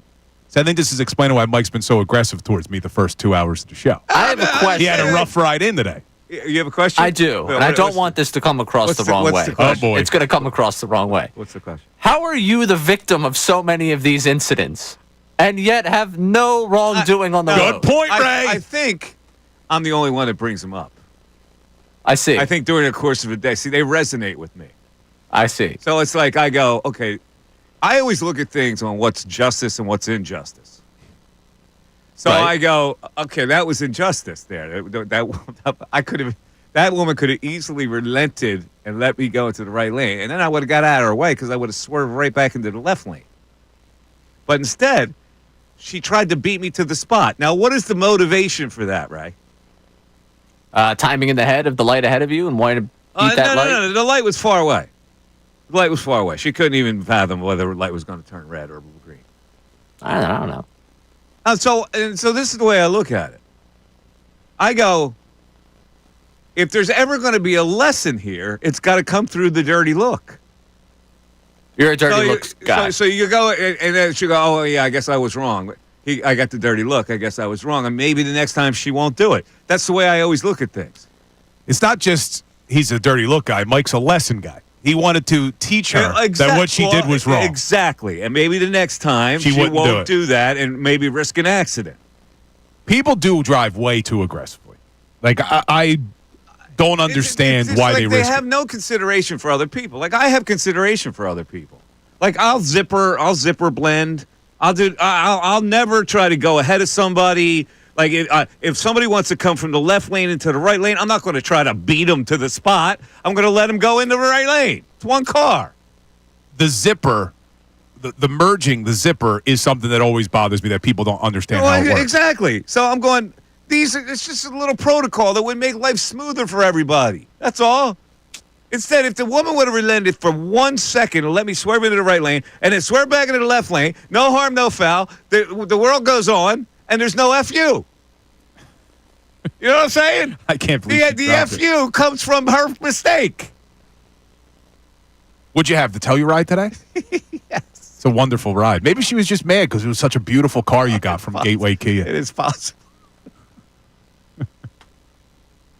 See that product placement right there? It's not product placement if you tell us it's product placement. I'm not looking at a woman and I'm not expecting the FU to come my way. That's all. Wait, how old was she? Older woman?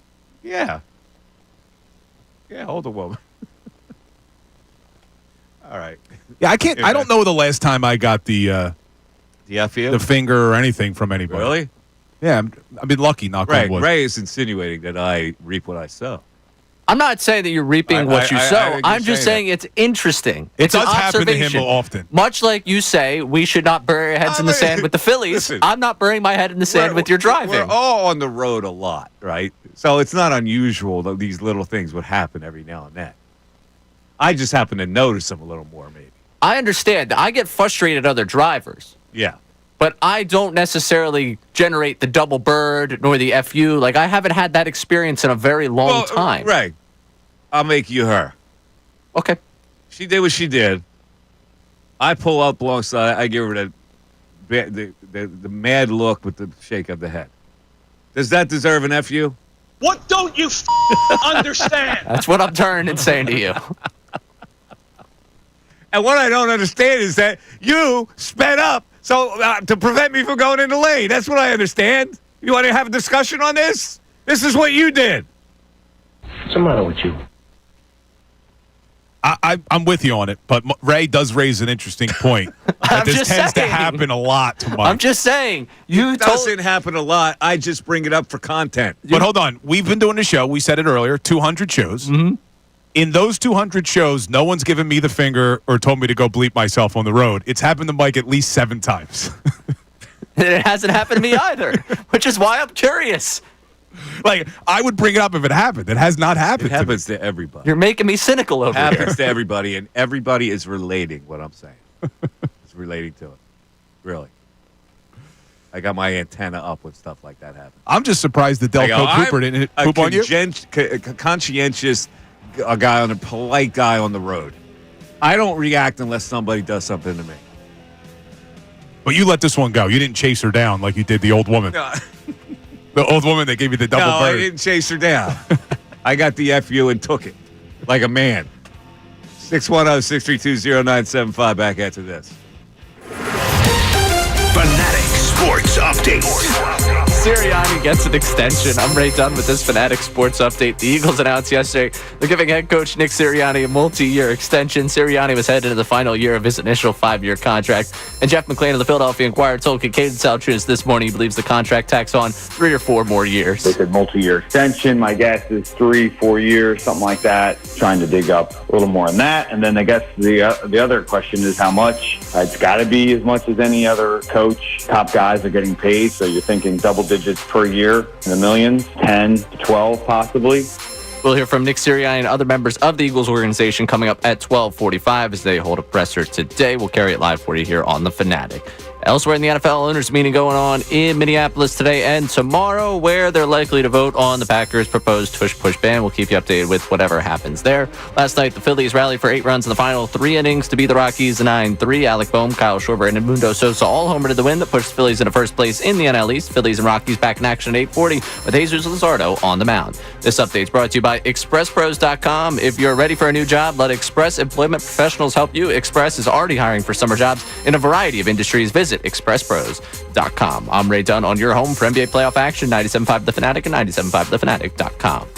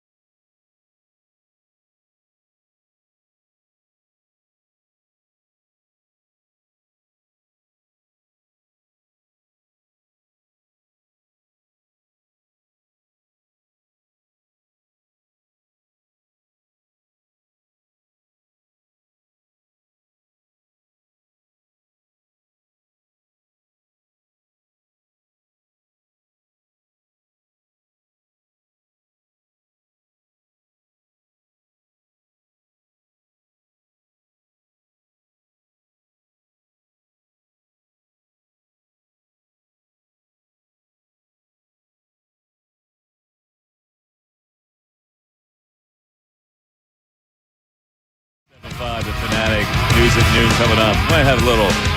Will we have a little Belichick in that News at Noon or no? No Belichick. No Belichick? Good. No, but there's Bill breaking has news. breaking news that's really upsetting him. No, I think it's great. God bless I him. think it's great. The happy couple? Breaking news. Bill Belichick and Jordan Hudson are allegedly engaged. Crazy. Belichick got engaged to a girl born in the 21st century before me. What? Not for nothing. What could she possibly see in him?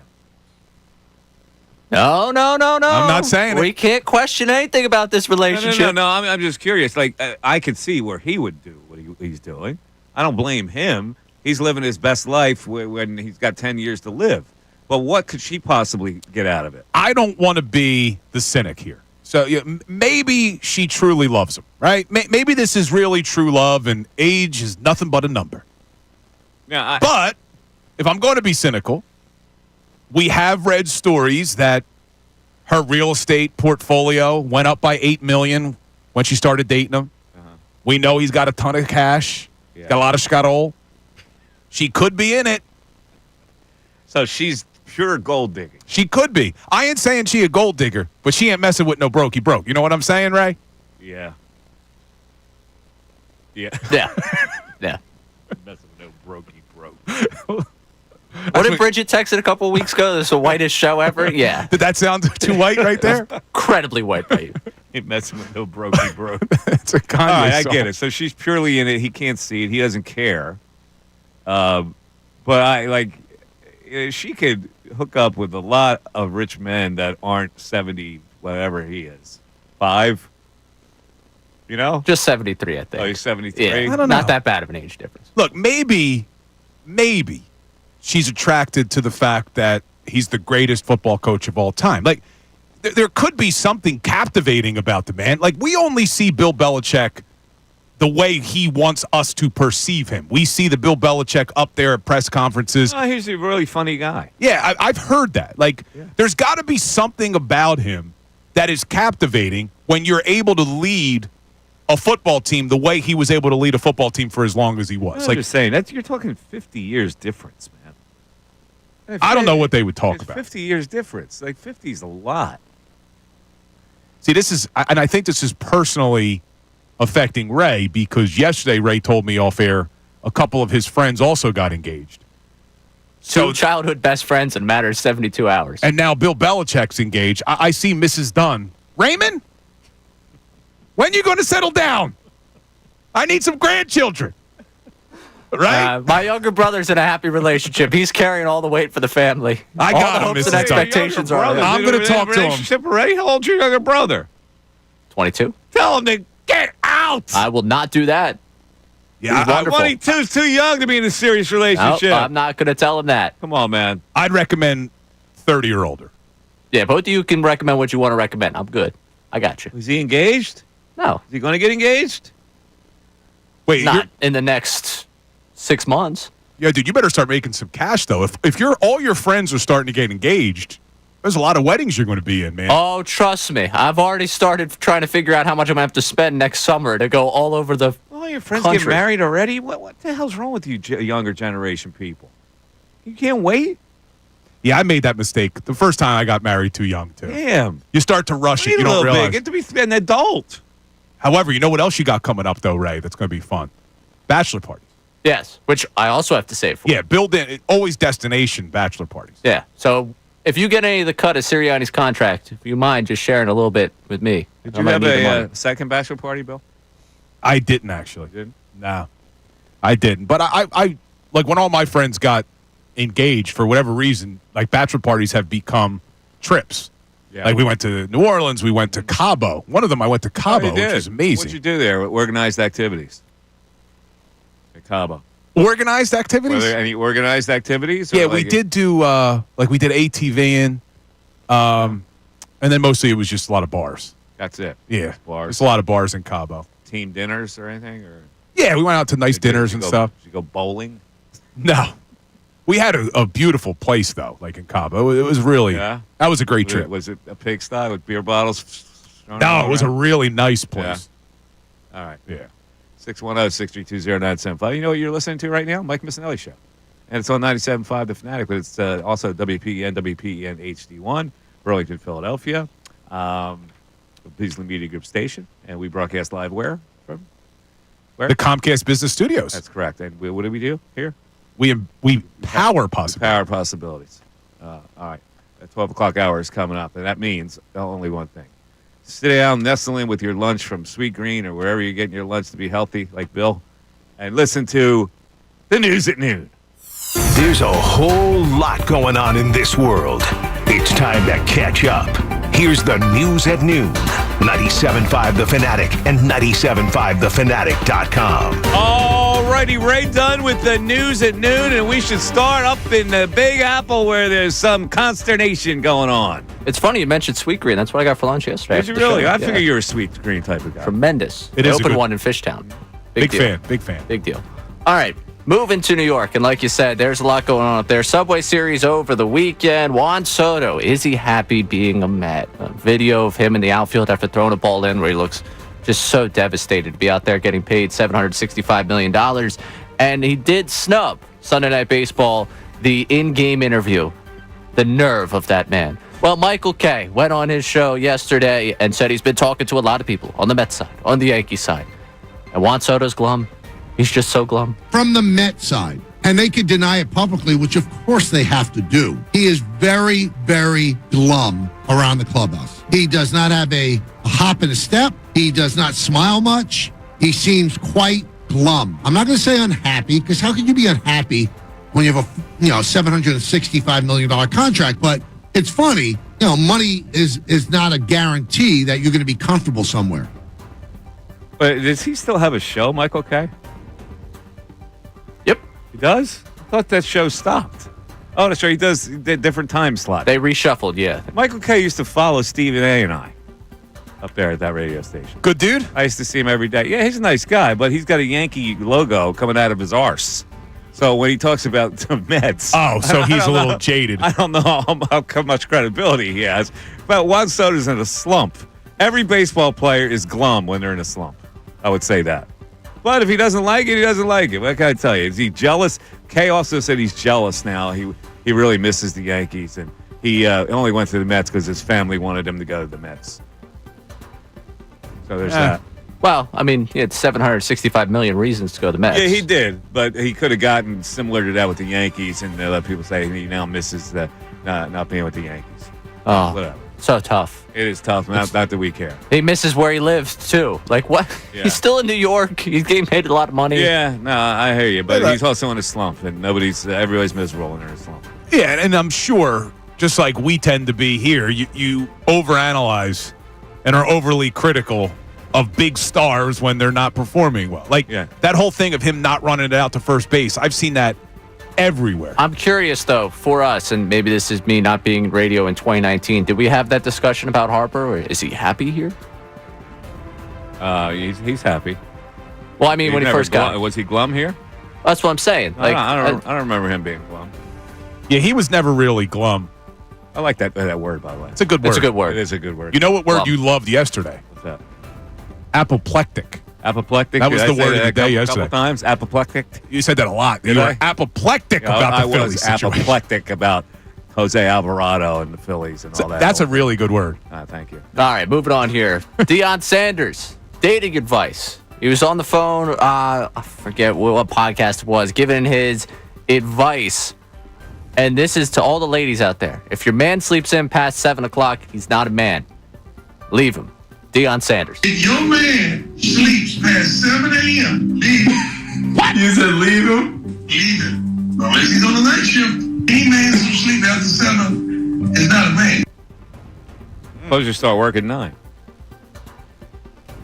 You should be awake by that point. Man. You should be operating your day, according to Deion Sanders. I get up early. Yeah, I was going to say, what time you wake I never up? used to get up early. I get up early now. I can't sleep in even if I try. Well, because you were on that lawyer schedule for so long. I never had a job where I had to get up early in the morning, except when I was a morning guy at WMMR when I had to get up at 4. Yeah, that's got to be terrible. That was horrendous. It guts you. I filled in a couple times on the morning show here, and I don't know if I could do it. I'm sure you get somewhat acclimated. Yeah, but you see, the thing about doing the morning shift on radio is that you have the rest of the day, but you don't do anything the rest of the day. and then you have to think about going to bed at like 7 or 8. Yeah, I couldn't do it. No. But Sanders saying 7 a.m. Like I could almost get. Come on. I could almost get like some understanding of his point if he's like, "Yo, if your man sleeps in till 1 o'clock every day." Yeah. He's a lazy ass because he sleeps past he goes to 7:30 or 8. Yeah. Like, what if you wake thing. up at 8 a.m. every day and you got a full-time job and all that? What is it? Come on, Theo. I'm a man. Please, come on. I do wake up past 7. There you go. The commute's so short. We know It's you're easy. a man.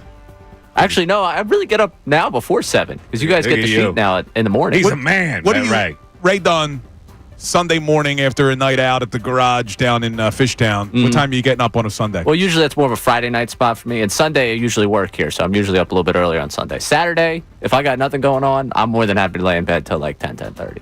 Wow, lazy. Yeah. I work hard for my time off, Bill.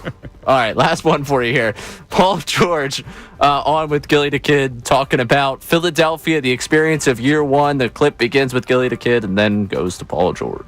I'm gonna keep it all the way real. I gave you a pass this year. This year, you gotta go stupid, bro. Nah, 100%. The most frustrating thing about the last season was, obviously, I came in, I was healthy. I didn't have no hiccups. I spent the whole offseason working on my body, getting healthy, and then I get to Philly. Preseason, I get hurt. Mm-hmm. And from that point on, like, I didn't give it full time to heal. I got an expectation. I'm not going to leave them hanging. I want to go out there and play. I'm out there and it's like, damn, like I know something ain't right. Obviously the hyperextension, my knee was still bothering me. I had the brace for a long time. From the brace, I started to develop, quad tendon injury. Then I had an injury that I didn't even know. And this was the original of why I was feeling like something's off. Come to find out I had a torn adductor. And the whole time it's just like, people like the Philly fans can be rough on you. I was cool with it because again, at the end of the day, it's an expectation that they hold. And I respect that. I'm not one that's going to shy away from that. I want that heat.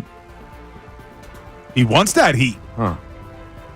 So he didn't have no hiccups. First of all, he got to go stupid this year. And he's saying he is going to go stupid. That's a good thing, right? Well, yeah, you got. I give you a pass for last year. This year, you got to go stupid. Yeah, you got to go stupid. So he may be going stupid somewhere else. He's though. saying he's going to go stupid for the. So, are you encouraged by that, Mike? If he's going to go stupid this year, are you giving him a pass for this past year? No, I don't give him a pass for this year because he played like a mutt and he didn't care. So no pass. Now, if you want to play stupid this year and it leads somewhere, okay, we'll see. If you had to handicap it right now, does he go stupid for the Sixers or for another team this season? He going stupid for the Sixers. You think he's here? You're believing Daryl Morey that they're going. I don't believe there's going to be a change. I hope then he does. On a scale of 1 to Bill, how stupid does he go this year? Wait, a scale of 1 to Bill, meaning? He goes 2 notches. Oh, that I'm the real. I'm trying to get the scale. 2 notches below Bill. How about that? All right, sounds going to be a good damn year. 1-632-0975. Back after this. We want to hear from you, so text us at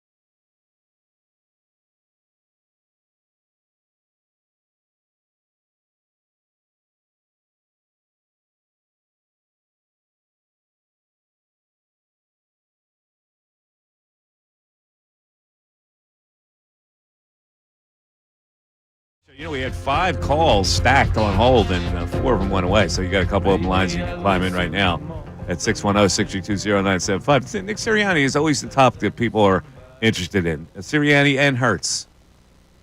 Both of them. And we're going to hear from both of them at 12:45. That's correct. That's coming up soon. I'm still curious as to – I understand why Sirianni's meeting with the media because of the contract extension, but why Hurts? Keep the main thing the main thing. Hurts is going to give him praise. Have we ever heard Hurts give Sirianni praise? This is why. This could be a genius marketing thing from the Eagles PR staff. I'm really looking forward to hearing what they're going to ask Jalen Hurts about Nick. He's going to say nothing is more important to fostering such an environment than having tremendous leadership. And a growth mindset. Nick has embodied everything we were looking for in a head coach since we hired him 4 years ago. His authentic style of leadership, football intelligence, passion for the game, and growth mindset have helped to bring out the best in our team. You think they show up on the same golf cart? Oh, you remember that during training camp? They're friends again. Friends. Let's go to the phones. Warren has been hanging. Warren in Cherry Hill, you're on 97.5 The Fanatic. Warren. Afternoon, boys. Good afternoon, Warren. Real quick before I go into any sports point, let's deal to Bill Belichick. If you look at a picture, you see his face. It's not like he doesn't know what she's there for. He's got like a, I don't give a look. He's good. He's got this broad who's gorgeous, and he really doesn't care about anything else. Just like in interviews, he don't give a damn what anybody says. He's happy. He's got a younger broad. And as far as the woman, he's got a younger broad. Look at her in the picture. She's almost like pushing forward. She wants to be in that picture. This is the only thing you notice. Whatever the money is, nobody knew her. She's doing it for the fame. She got involved in the interview and stuff like that. The gold digger's not even the word. She might make money elsewhere, but this broad just wants to be in the limelight. Go look at the pictures of any of them. It's just her spotting out and him going, How are you thinking about the broad comment? You dropped it 3 times. I don't know. I don't know if you could use that. I don't know if you could use that. Women generally, but that's what this one is. A gold digger does that kind of stuff. She's a broad. I'm sorry, I can't help it. All right, okay. Same as the one who same as the traffic with you. Can I tell you something? Making a face or shrugging your shoulders don't help, especially when it's a woman. Okay, I'll use the right word. Yeah. People who've done this kind of stuff, it's not. Do you think it's the first time they've done it? They don't really give a damn. They're going to do what they want to do in the car. Yeah, you're probably right, but I just can't allow it to happen. I can't. I don't blame you. I still do it. But they're never going to learn a lesson. It's better than now. I'm here. I get to go first. The hell with you. That's all it is. Yeah. Yeah. All right. Oh, I got to ask you, as far as the Eagles, I was in the same boat, especially when, we get Rager in the first round. I'm going to, well, now who do we got? But I got to tell you, the young man, I don't care what anybody says, he's in the top 5 in the league. And if they want to say it's because he doesn't throw, it's because of Barkley, he didn't have Barkley in that first Super Bowl. He played as well as any quarterback could. The guy stepped up. I think we're just lucky that we got him in the second round. And I just don't think he's reached peak yet. This kid is still trying hard to get better. He's a smarter quarterback. He knows exactly what he's got to do. As far as our coach, 2 Super Bowls in the 4 years. I'm going to look at it. Listen, you guys might know better, but something happened the year before for them to lose those games. You heard all kinds of crazy stories, but you know what? They righted the ship, and it's not so funny when they say gold standard anymore. This is as good an organization as you got. All right, Warren, you're making a lot of sense. I do my best. All right, buddy. There you go. Warren from Cherry Hill. Great organization. Everybody's happy. We're pretty much happy with what are we happy? We're totally happy with the Eagles. Yeah, we are. We're semi-happy with the Phillies. We're unhappy with the other 2. We're unhappy with fair? We're unhappy with the Sixers, and I think we are, at least I am, in more of a wait and see with the Flyers. Yeah. I'm not unhappy. I'm right unhappy now. with the Flyers. Oh, he made a point about Jalen Hurts, though, being top 5, right, in the NFL. And we've had that discussion a lot. I'm sure we'll continue to rank them. But now that Purdy just got his contract, there are 10 quarterbacks that make more per year than Jalen Hurts. How many of these would you say you would take over Jalen? Dak is the number one per year. He makes $60 million. Would you take him over Jalen? No. Burrow, second highest paid quarterback. Maybe, right? Jordan Love, no. Would you take Jordan Love over Jalen Hurts? No. He makes $55 million a year. No. Trevor Lawrence makes $55 million a year. Not taking him. No. Tua, $53 million. That's incredible. How that dude make $53 million. Brock Purdy now makes $53 million. He's got success. Jared Goff makes $53. All right. And then Justin Herbert and Lamar Jackson, $52 million. And I can't believe Herbert makes that either. And I left out. Yeah, I mean, what are people thinking?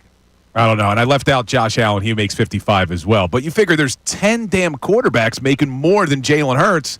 And I think you could only make the argument for 3 of those guys that you would take over. I mean, how about this? Patrick Mahomes is the 14th highest paid quarterback in terms of salary per year. NFL's got a problem. I've heard Salciunas talk about this in the mornings before. Like, the NFL does have a problem with how much these quarterbacks get paid, because once you have even an above average quarterback, you can't afford to take a risk on the unknown. Because if you have a bad quarterback, you got zero shot. So you end up overpaying QBs in the NFL. They need some sort of, not a salary cap because they have it, but some sort of like positional cap. Yeah, that will never fly. No, it'll never get passed. It's the 12 o'clock hour, and that's brought to you by Service First HVAC, offering 0% financing for 48 months, rebates and tax credits up to $4,300 when you purchase a heating and cooling system. Learn more at ServiceFirstHVAC.com. Back to the text board, back to your phone calls at 610-632-0975. And don't forget, we got Tush Push conversation. Where are all the people that are upset that they're taking away the Tush Push, Bill? I want to hear from them. The vote's tomorrow. We're back after this. Fanatic Sports Update. Sirianni gets an extension. I'm Ray Dunn with this Fanatic Sports Update. The Eagles announced yesterday they're giving head coach Nick Sirianni a multi-year extension. Sirianni was headed in the final year of his initial 5-year contract. Jeff McClain of the Philadelphia Inquirer told Kincade and Salciunas this morning that believes the contract tacks on 3 or 4 more years. They said multi-year extension. My guess is 3-4 years, something like that. Trying to dig up a little more on that. And then I guess the other question is how much. It's got to be as much as any other coach. Top guys are getting paid, so you're thinking double digits per year in the millions, 10 to 12 possibly. We'll hear from Nick Sirianni and other members of the Eagles organization coming up at 12:45. We'll carry that presser for you live here on The Fanatic. NFL owners meetings going on in Minneapolis today and tomorrow. They're expected to vote on the Packers' proposed ban of the Tush Push. We'll keep you updated with whatever happens there. Last night, the Phillies rallied for 8 runs in the final 3 innings to beat the Rockies 9-3. Alec Boehm, Kyle Schwarber, and Mundo Sosa all homered in the win that pushed the Phillies into first place in the NL East. Phillies and Rockies back in action at 8:40 tonight with Jesus Luzardo on the mound. This update brought to you by Mercedes-Benz. The Mercedes-Benz Dream Days are back with offers on vehicles like the 2025 E-Class, CLE Coupe, C-Class, and the EQE Sedan. Hurry it now through July 31st. Learn more at MBUSA.com/dream. I'm Ray Dunn on your home for NBA playoff action, 97.5 The Fanatic and 97.5thefanatic.com.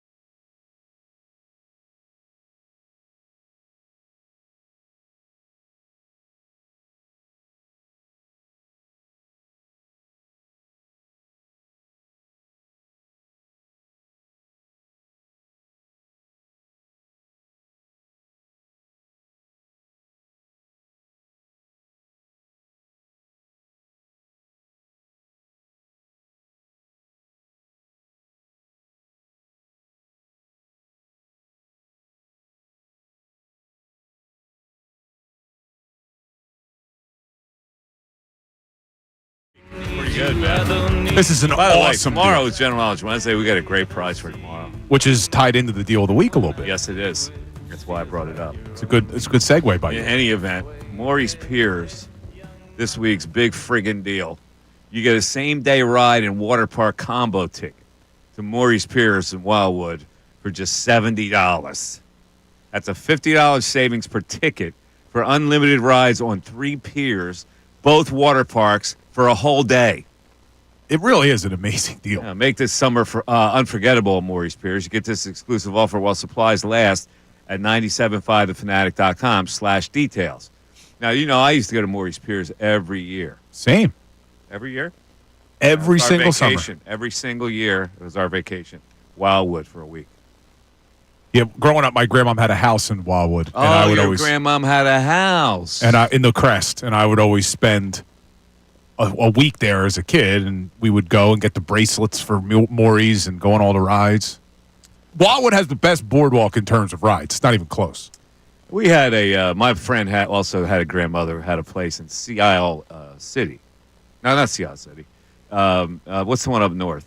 Seaside Heights. Ah, Seaside Heights. Seaside Heights. That's like Jersey Shore. That's like fist pumping Jersey Shore. Yeah, that was directly across the state, like 1 hour from where I grew up in Bristol. So you could just cut right across the state. It was the closest shore.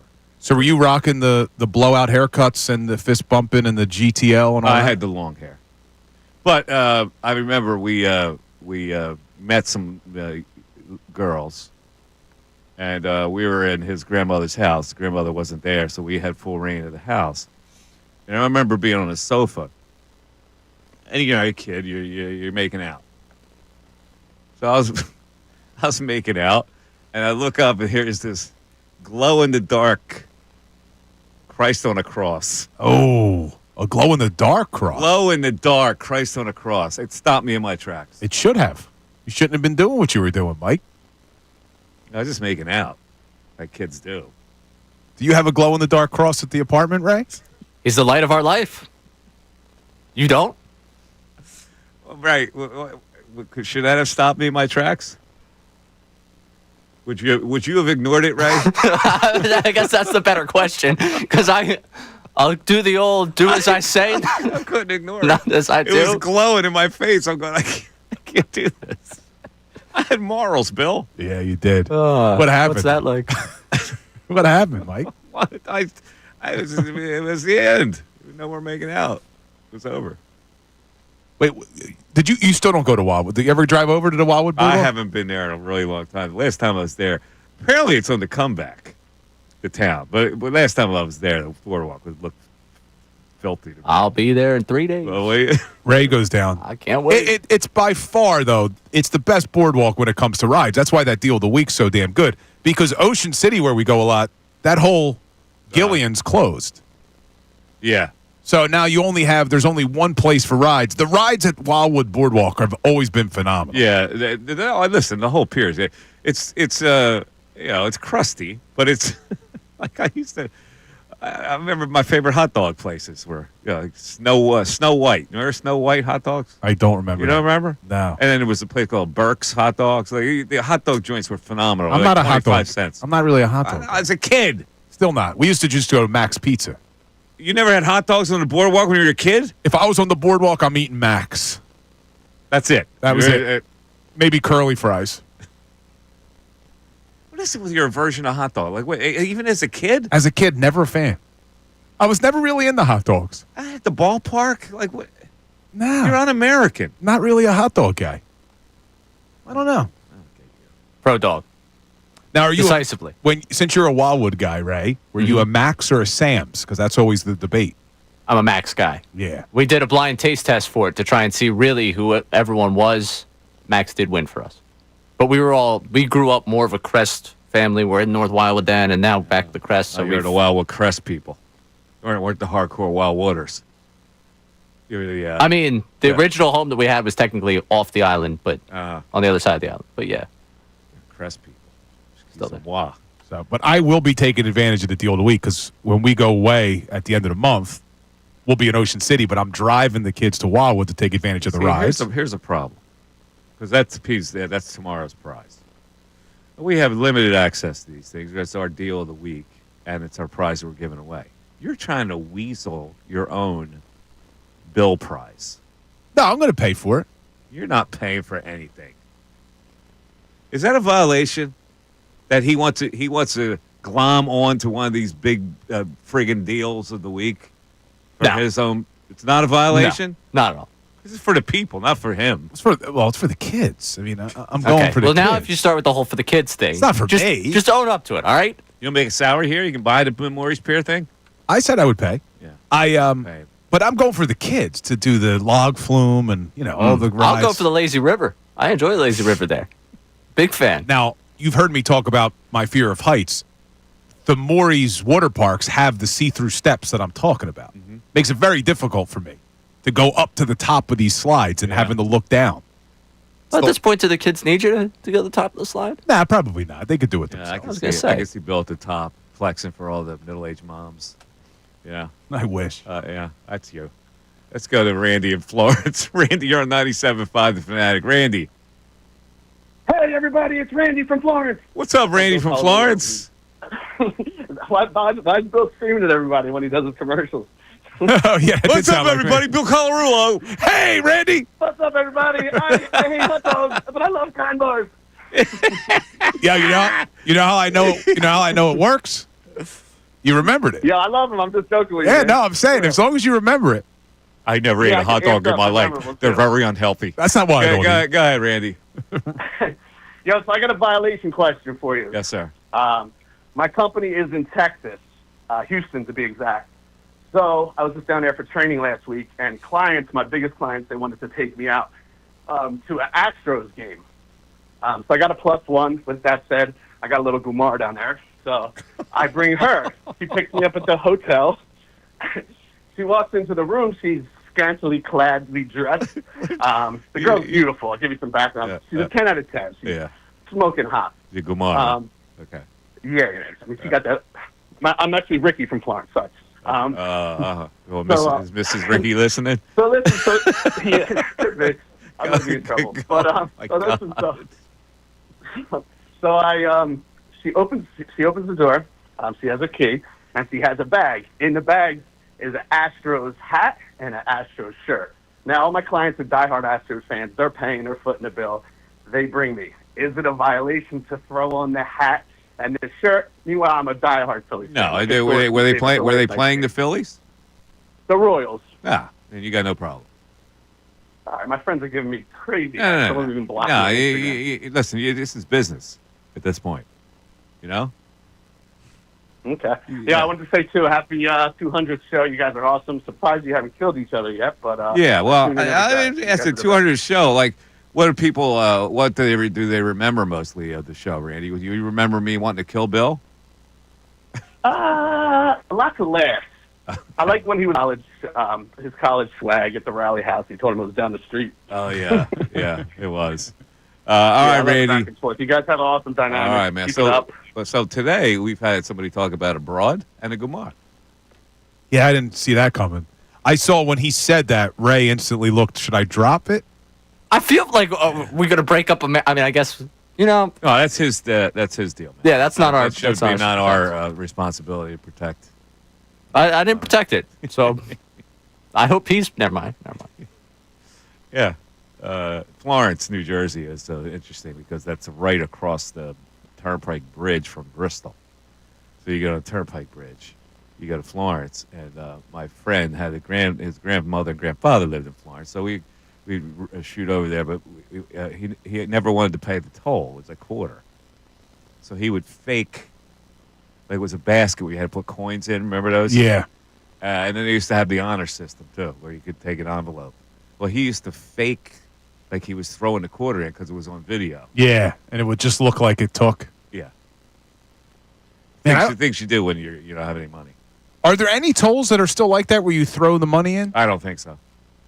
Everything's Easy Pass now. If you don't have Easy Pass, you got nothing. I think they still have it going from the Crest to Cape May. I could use Easy Pass, but I think you could still... Throw it in? Because there's still someone working there. I think that they have closed that loophole on many of those little bridges now at the shore, where you have to have Easy Pass. Well, I know last summer I could still use you can use Easy Pass, but there's a toll worker there for you if you want to. Yeah, I think they took away the toll worker. Is that it? Is that it for them? That's a shame. I think it's. I'm going to go the long way to Cape. The end. It's the end of an era. Here's what I don't understand. People, you might have to explain this to me. Like when you're using the Walt Whitman Bridge or the Ben Franklin Bridge, why do you not have Easy Pass? My mother refuses to get Easy Pass. I got to understand this. And I don't understand it. Because you're always in line at the cash gates. So here's what my mom's problem is, because I've yelled at her about this several times. She doesn't like that they charge you and replenish the Easy Pass. She wants to be charged as she uses it, not you always have to have $30 or $40 in there. Yeah. She don't like that. She thinks they're stealing from her. Yeah. I think they're not. You just have to have it. I don't like that either, to be honest with you, but I know it But comes, not enough to all, not have it. No, it all comes out even. Yeah. At the end. She just doesn't like that you have to carry a But balance. there's so many more people out there that refuse to do the Easy Pass where you're using the bridges on a regular basis, and what you do is that you bottleneck the traffic for the Easy Pass people. It doesn't make any sense to me. I know people who own iPhones and won't get Easy Pass because they're concerned about people tracking them. I've had that too. They think the Easy Pass is tracking them. You have an iPhone. They're going to find you. If you do something, you're going to be found. Because my mom has also used that argument that, well, if I go through the toll and I get to the other toll too quickly, they're going to send me a ticket for speeding. If they wanted to do that to all of us, they could do it to all of us very easily. The Easy Pass isn't stopping you. My daughter uses one of my transponders because I had to get to it where I had two cars. And she absconded with one of my transponder. So every time she goes to Jersey, she's using my tab. When should I pull that in? I mean, your daughter's married now. Yes. That was the moment she said it. The moment she said, "I do." It's on him now. Pull it in. It's on both the of them. cell phone, the whole bit. Pull it all in. They got to get a family Easy Pass. Totally disagree with this one. Uh-oh. Totally disagree. Sounds Ray. Continue to bankroll for the longest possible time. Why? Oh, because you want to be bankrolled. Exactly.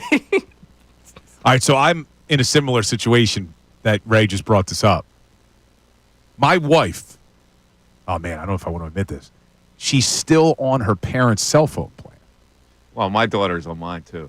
Okay, so similar situation. So she says to me last night, I need a new phone. But if she goes, we may signal to her parents that they're going to say, yo, get on your own plan. You're married with kids now. So we got to try to leave this going as long as possible. I sent her a message on that saying, listen, I think it's about time you get your own account because I'm going to change wireless carriers. Wait, your daughter's no kids yet, married, just got married, what, a year or two ago? Yeah. Yes, I'm in a similar situation. Crap, I forgot. My in-laws listen to the show, so we're probably going to get a call after. You got to call it in. He's too busy working on your backyard right now. It's possible. Yeah, no worries. But we're going to, I do think, though, at this point, we're going to have to get our own. I have my own cell phone, but she's just not on my plan yet. All right. You got to call it in. Wait, Ray, you're still on the Dunn family plan? Yeah. Give me the transponder. Ray, you ought to be ashamed of yourself. Seriously. I don't think I ought to be. I think if you look at my paychecks, you would understand why I'm doing on the that. union the other day, calling the goal in the back of the net. And you're on the cell phone plan of your parents? Absolutely. Mike Missanelli Show continues. Fanatic Sports Update. Sirianni gets an extension. I'm Ray Dunn with this Fanatic Sports Update. The Eagles announced yesterday they're giving head coach Nick Sirianni a multi-year extension. Sirianni was headed on the final year of his initial 5-year contract, and Jeff McClain of the Philadelphia Inquirer told Kincade Salciunas this morning he believes the contract tacks on 3 or 4 more years. They said multi-year extension. My guess is 3-4 years, something like that. Trying to dig up a little more on that. And then I guess the other question is how much. It's got to be as much as any other coach. Top guys are getting paid, so you're thinking double digits per year in the millions, 10 to 12 possibly. We'll hear from Nick Sirianni and other members of the Eagles organization coming up in less than 10 minutes if they're on time as they address that contract extension. NFL owners meeting going on these 2 days, today and tomorrow in Minneapolis. Of course, the proposed tush-push ban from the Packers, one of the things that's expected to be voted on while they're there. We'll keep you updated on that as things happen. Last night, the Phillies rallied for 8 runs in the final 3 innings to beat the Rockies 9-3. Alec Boehm, Kyle Schwarber, and Mundo Sosa all homered in the win that pushed the Phillies into first place in the NL East. Phillies and Rockies back in action. 8:40, Jesus Luzardo on the mound. This update is brought to you by Mattress Firm. Get matched and sleep at night during Mattress Firm's Upgrade Your Sleep sale. Take 120 nights to love your new bed or your money back. Restrictions apply. I'm Ray Dunn in your home for NBA playoff action. 97.5 The Fanatic and 97.5thefanatic.com.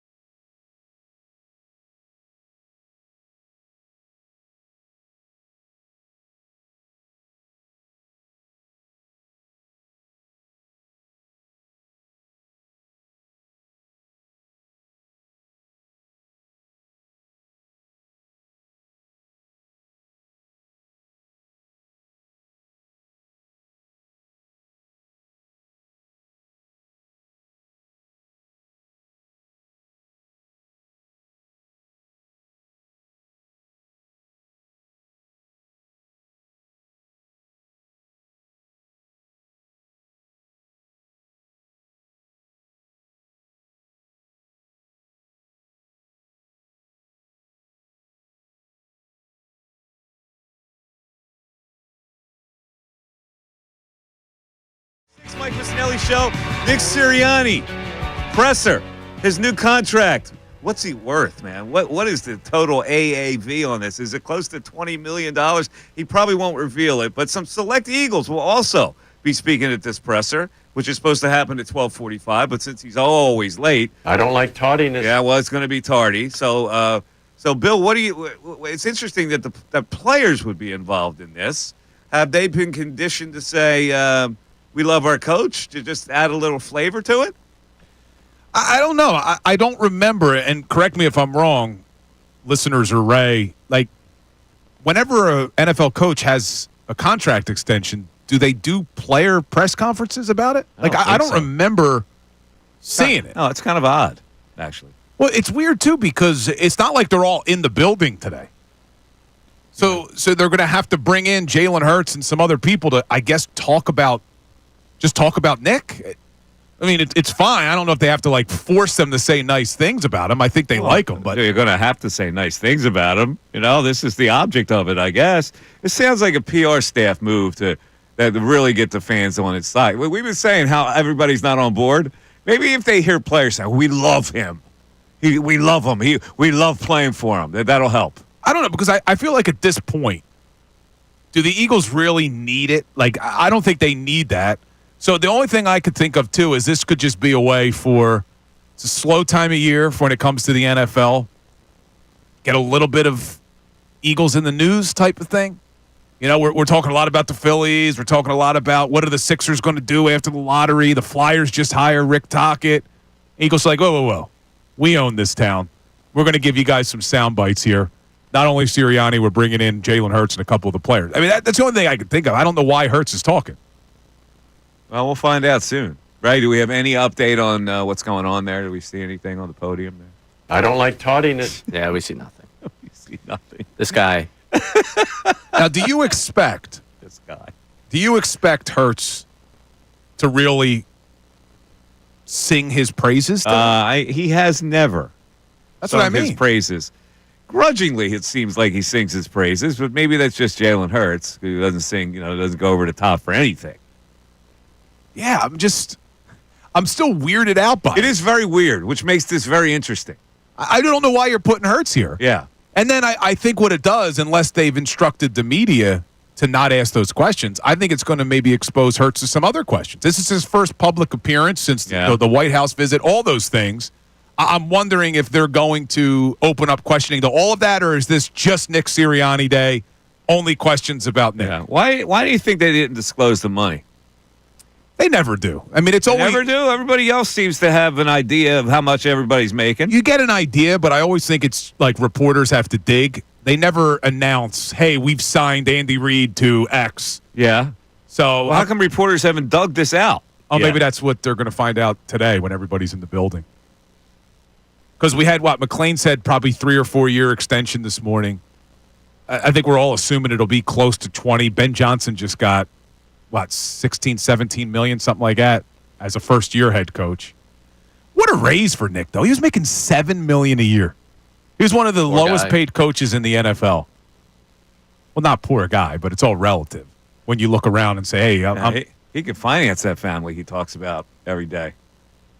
You think he'll slide some of those bills to his brothers who have tutored him in all this whole thing? His cousin? Yeah, his cousin, his high school. You're talking about me, right? Mount Union. He's going to give me anything.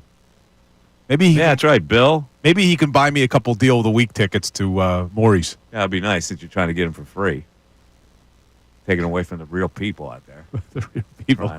Like I'm stealing things from people. Yeah, come on.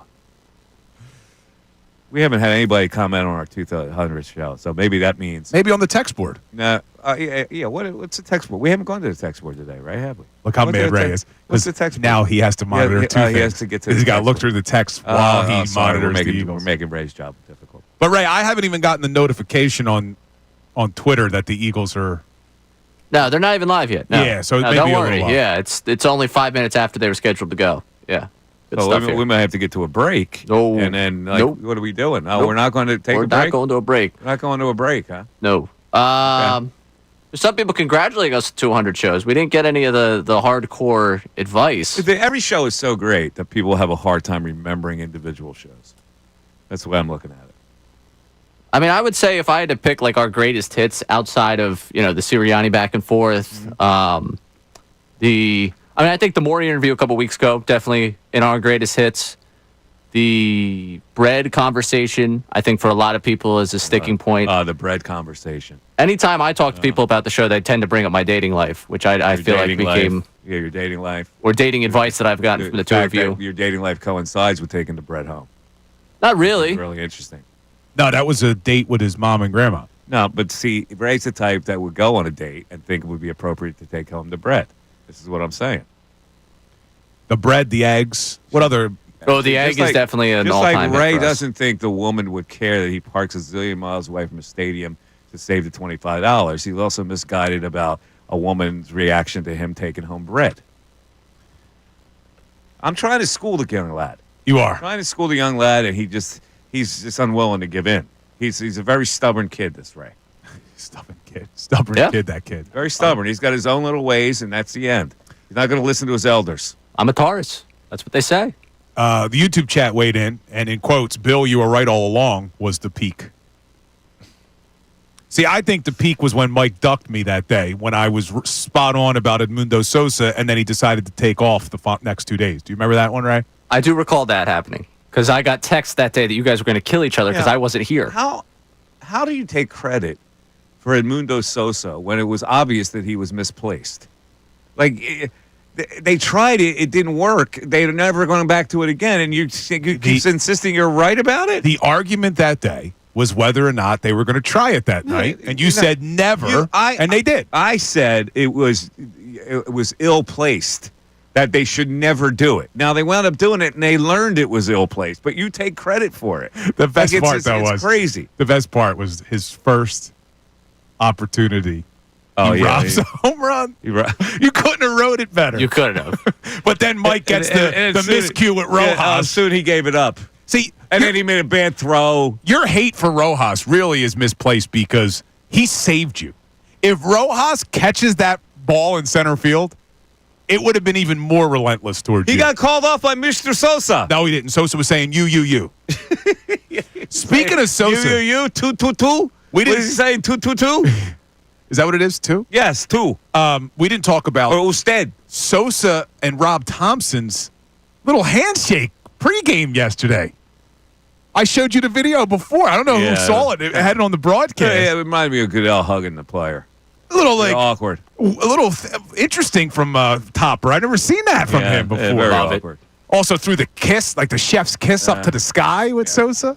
We got more moments people are chiming in on. All right, go ahead. What moment? This I can't believe none of us thought of.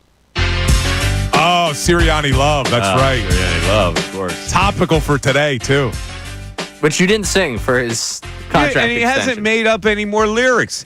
That was the kids. We sang Sirianni love after wins.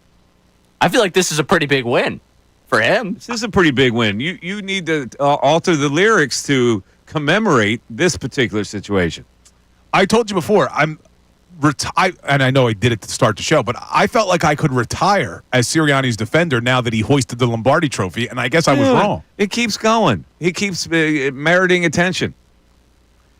People are weighing in on some of the best moments. Yeah, we've got one that I think both of us are reading right now. Yes. The key to doing that right, and he figured it out, is that you have to open your throat completely. You can't swallow.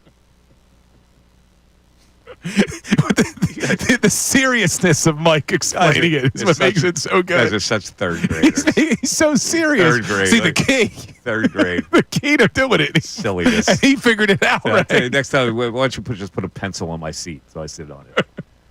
The key, and he figured it out. God. JB in Pottstown. Favorite part of the show is when Mike says something and 2 minutes later Bill says, "Hey, did you hear about this?" Oh, yeah.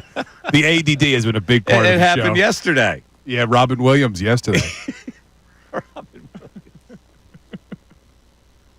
Not sure if you said this one. How noise in the air could not resonate with your brain. Like something that could be happening. There could be a police siren, and you would have ADD and not hear it. There has been a lot of good moments. Gavin from Freehold saying Mike walking out screaming, "Does anyone know baseball?" was peak of this show. Yo, do you remember when he did that? I wasn't here. I walked out. That was the day. Sosa day. The Sosa day. You walked out on me saying, "Does anybody know baseball?" When I suggested they're going to put Sosa in left field, and they did. No, because you didn't know baseball. They put him in there. It was misguided. They took a shot and it failed. And I told you to prove my point exactly. But they put him out there. You walked out because I suggested They took a chance with their fingers crossed, and they wanted to put their fingers in their keister. Does Rob Thompson know baseball? Yeah, okay, well, he did it. Reluctantly threw him out there because he didn't have another option. It was worth a shot when Sosa is playing like an everyday player, which I still want to fight you on them. I swear to God, nobody does baseball. We got some Colarulo love on the text line here. You do? Congratulations on show 200. I love everyone on the show, but my favorite part of the show is how my boy Bill is always right. That's right. My wife says when we debate sports, I look at Bill the way Bill looks at Sirianni. Last night, she was worried about losing Slay, Moore, CJ, GJ. I told her no need to worry. Our schedule is carrot cake from Cheesecake Factory, and the NFC is weak. Sirianni's got us. I can't tell if it's sarcastic. No, that's total sarcasm.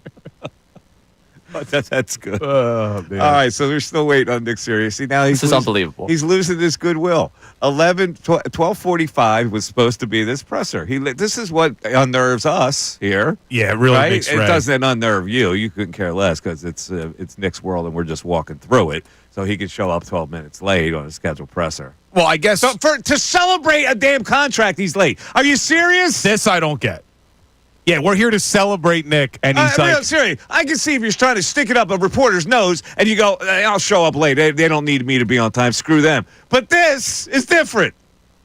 yeah, but, like, what could he be doing? I don't know. Like, what could they possibly be doing? Maybe there was a term in the contract that they're arguing about. They haven't signed it yet. No, they've signed a damn contract. He has no courtesy. I don't There are get it. people out there that are waiting in the car, not getting out of the car to hear this guy. He doesn't care about that. It's more than us. It's people listening. And they messed up Ray because Ray had to move everything around to make this work. Well, the people don't care about us, but they do care about listening to what he has to say. And they're in the car. They're going, I got to go in here to the store. Should I go in the store and then hope I don't miss anything? They're held hostage by the guy. At this rate, are we going to get it on our show or is it going to be afternoon? We're going to get it on our show. He's not going to duck for another hour.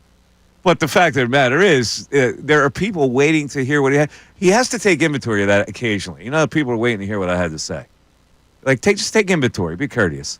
You listen to the Mike Missanelli Show. It's 97.5 The Fanatic, WPEN HD1, Burlington, Philadelphia. At least we're able to ID the station without him interrupting us. We broadcast from the Comcast Business Studios every day, powering possibilities. So there you go. We got some anti-Bill for the best moments of the show. Oh, we do have anti-Bill? Yeah, Jared from Maple Shade, best part of the show, listening to Mike and Ray. Worst part, listening to Bill and whenever Ish from Levittown calls in. Ooh, Ish getting a shot there. Well, you like that, right? No, I would never You love co-sign that. kid. No, Yeah, no. sure you No co-sign. texter on call or crime here. This is we open up a very, very, very How about MBD? sticky can. Huh? I'm a big fan of MBD. Oh, you are? Yeah, MBD's cool. Yeah. So, I mean, he just said that his favorite part of the show is when he called me Ozempic and Dalton, which See, you know, that was really good. Yeah, that was pretty good. You actually gave Ish some ammunition now. You know you gave him ammunition today. Why? For you being on your parents' cell phone plan. Oh, yeah, no doubt. Is Ray Ish there? is taking inventory. I could almost do it now. It's Ray there? Yeah. Ray, I'm Ray, do fine. you have your parents' cell phone with you? You got your little cell phone? I'm little fine. case? Fine giving him ammunition That'll be Ish tomorrow. because he could not execute it as well as you just did. He sits there. He's like, oh, wait, what was I going to say? Little Ray, do you have your little Debbie case on your little cell phone that your parents paid for? So rumor has it, his parents still have parental controls on it, too. There's certain things he can't search. At 10 o'clock every night, it turns off. That's why I've had to do the show sheet in the morning. It doesn't turn back on 10 until o'clock. 6. Bedtime, Ray. Where's Ish? What else you got on the text board? Any pertinent like Sirianni stuff other than our two? Oh, pertinent Sirianni stuff. Yeah, Yeah, pertinent. we'll get back to Let's the hear the Sirianni pertinent conversation. Sirianni stuff since we're about to introduce him. He's now 16 minutes. This is wild. Norm from Mayfair. Nick is a good coach, but I think it was more about Hurts' top running game and a killer defense. I agree. See, this is the thing. this is where I only go so far. I go, listen, he allowed the offense to change because people wanted it to change. So he relented, and it became successful. And the defense that he had under Vic Fangio was unbelievably good. Now, he's the overseer of that. I get it, so he has to get some credit. But I think that's the main they're the two main reasons. Wasn't any brilliant thing that he did. I do think, though, that you have to give the head coach credit for having his team ready week in and week out. I agree. I'm giving him credit for that. Like you could have the methodology of it is really when they changed the offense to accommodate Saquon and Hurts, and then on defense, which was impenetrable. And this isn't the first time, though, that we've seen Sirianni adjust. Maybe they did it his first year, too. Maybe it's the thing. His assistant coaches are too good. That's why he doesn't get credit. I know some people don't like to hear this. Take a look at Sirianni's coaching tree now. The Sirianni coaching tree is growing. You got 3 head coaches in the NFL that come from Sirianni's tree. Is it as big as my tree? Your tree. Who's got the bigger tree, Sirianni or me? Right now, you.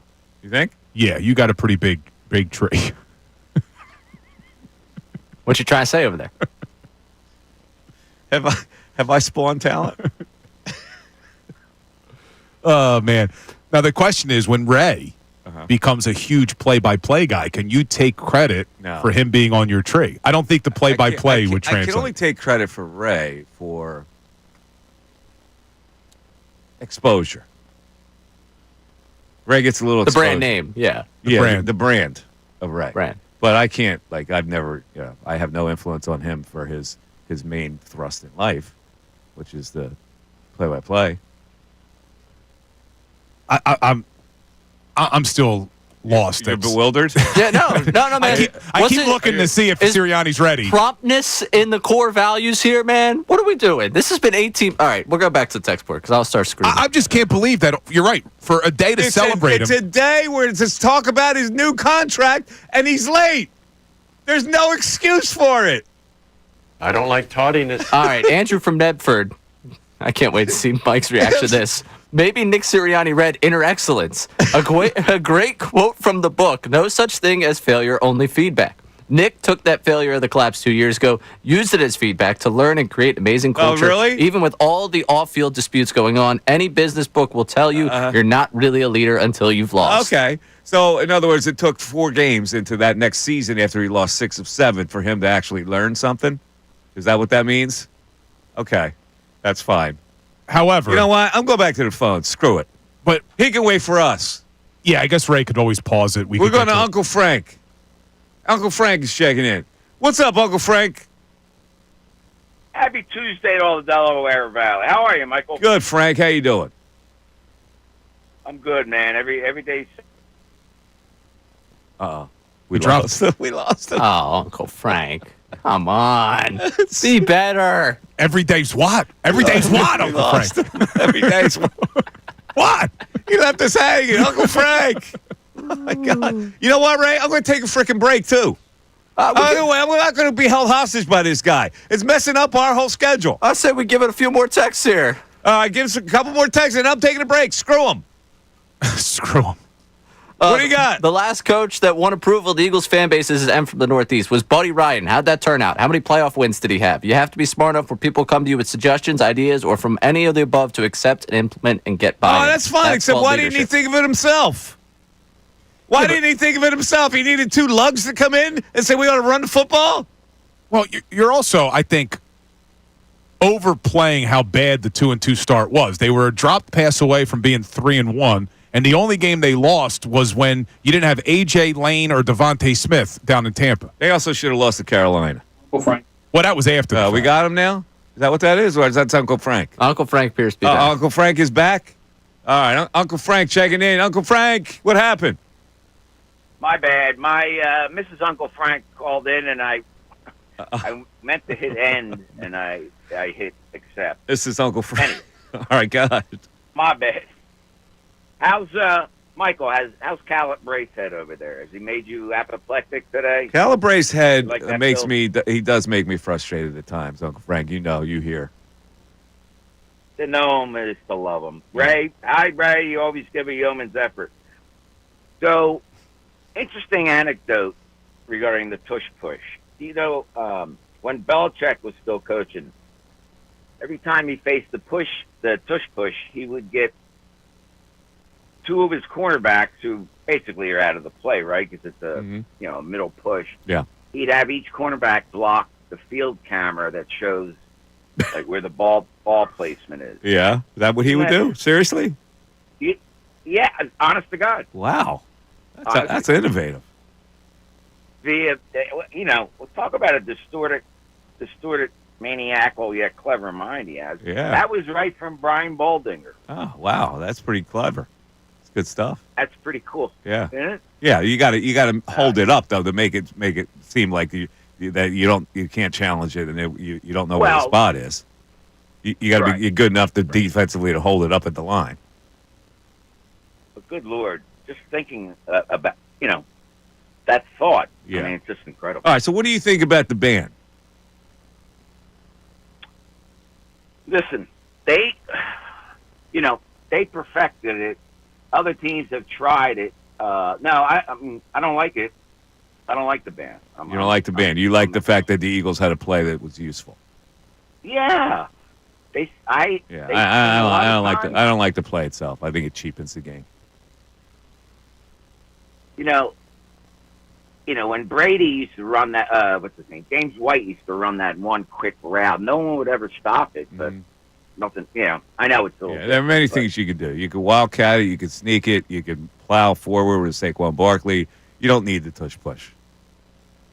Actually, wildcats are pretty good. It's pretty. Yeah, I would love to see. You could do a million things off of that. Yeah. I would love to see Barkley plunge it right in there. Listen, I stay apoplectic. Bill, hang in there. He loves you. All right, Uncle Frank. I love him this morning because he brought me a nice bagel sausage with egg remnants on it. I can't believe I fell for that. I just can't believe it. It was good. They actually swiped off the egg. It's such a violation. I'm not happy with that. They have reached out though to Ray. They want to hook us up. They do? Yeah. Yes. It was delicious. Ray, what's the plan now? Let's take a break. Yeah, let's take a break because as soon as we take the break, they're going to come on the air. So. But we're late for a break, so it's the Mike Missanelli Show back after this. Fanatic Sports Update. Sirianni got an extension. I'm Ray done with this Fanatic Sports Update. The Eagles announced yesterday they're giving head coach Nick Sirianni a multi-year extension. Also announced he was going to have a presser at 12:45 that we are still awaiting. Sirianni headed into his final year of his initial 5-year contract, so we'll see how long that contract extension is. You can listen to Jeff McClain talk about that on Kincade and Salciunas on our website, 975thefanatic.com. We are awaiting that presser still. Supposed to be coming up at 12:45. We will bring it to you as soon as they step to the podium. Last night, Phillies rallied for 8 runs in the final 3 innings to beat the Rockies 9-3. Alec Boehm, Kyle Schwarber, and Mundo Sosa all homered in the win, put the Phillies in first place. Phillies and Rockies back in action at 8:40 tonight. This update is brought to you by WhatsApp. On WhatsApp, your personal messages stay private because your personal message are yours. No one else can see or hear them, not even on WhatsApp. WhatsApp message privately with everyone. I'm Ray done with this update, and we'll be back with the Sirianni presser when we get it. Andrew Salciunas. It's not.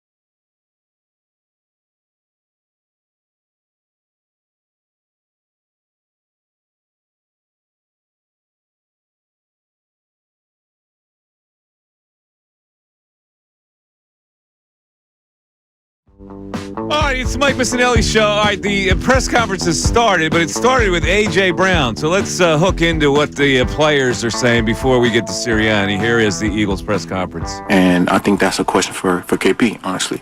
And for me, my job is just to focus on whenever I get those opportunities, just make the most of them. And that's pretty much, that's my box. That's the box I'm going to stay in. But so. AJ, is that something you felt like you guys learned as a team from the first Super Bowl year, but then when you came back the next year and things weren't great, they talked about needing a fresh perspective after the year. Is that why it's so important going into this year that you guys grow and evolve? Yeah, that's an every year thing. You know, nobody knows what it's going to look like. And shoot, we don't even know. Even in camp, we're trying out things, we're trying new plays, and we're trying to get a new feel for the team because it's a different team. And trying to get a feel for each other and just continue to prepare. And we will know week 1 against Cowboys, honestly. What's the backstory for getting John Legend? What's the backstory? How do you go about getting John Legend in your proposal? He's a big Eagles fan. He's a big Eagles fan. He went to school here in Penn, so it just kind of teamed up perfectly for me. And so I'm going to leave it at that. AJ, you were among a handful of Eagles who didn't go to the White House. Why didn't you go? I had a personal reason I was dealing with that day, and so it wasn't about politics or who's in the office or anything. You know, I just had something personal going on with my family. So. To go back to what you said earlier, to realize that it's about the journey and the moments, how has that changed how you approach those moments? Just being present. You know, at times we can always look at the future and trying to, I got to do this, get prepared for this. But, you know, being present in the now is what it's about. And so those moments, me spending those times, those long days, those hard runs, the sled pulls with my teammates pushing through, you know, helping my teammates get through, or somebody helping me, you know, I think that's the beautiful thing about it, you know, and you're building that relationship and you coming together and it creates beautiful moments on the field because I know that John is about to get this bubble and I have to block for him, you know, and he's depending on me to do my job. And so when we spent that time together in the offseason over and over again, pushing through, you know, it makes everything much easier because, you know, you have a brother that's dependent on you and he got you. AJ, there's going to be a vote tomorrow on whether to ban the push play. I'm just curious what your thoughts have been on this kind of movement to try and ban it. Yeah, I don't have any thoughts on it. I think it's only 1 yard, so. How would you describe your commencement speech, and what message did you want to get across? What kind of feedback did you get from it? Yeah, that came together perfectly. I'm still very thankful that Chancellor invited me to do that. And I just wanted to put out that message, just pushing through hard times, you know, and you know, you're your own investment. You know, and that was special for me because, you know, that's the school that, you know, I chose and I went to play there. And like I said, it all just kind of worked perfectly for me. So. Nick, yeah. Just your thoughts on him as your head coach and what he's meant for you. Yeah, I told, I literally texted Nick last night, told him congrats. I told him I'm done when he's done. I don't know how long his extension is, but but he was like, of course. How long is his extension? Multi-year. So we'll see. Thank y'all. You got Jordan a lot. All right, it was A.J. Brown. There you go. So he's riding with Nick. Yeah, I'm trying to figure out why he's there. Why they're doing press conferences today. I don't know. It's very peculiar. It's May 20th. It's a Tuesday. This really should just be Sirianni. I just don't understand what the president. I mean, I don't mind it. More audio and content from the Eagles is great. Jordan Mailata coming up now. I don't know what's going on. I don't know either. It's good to see you guys. Jordan, have you watched the entirety of the Super Bowl? One time. How's it? Thoughts? It was cool. It was like, yeah, it was cool. Jordan, you've always been very vocal about your support with Nick Sirianni. How would you explain to someone who doesn't really see all behind-the-scenes stuff that he does, what he means to the team?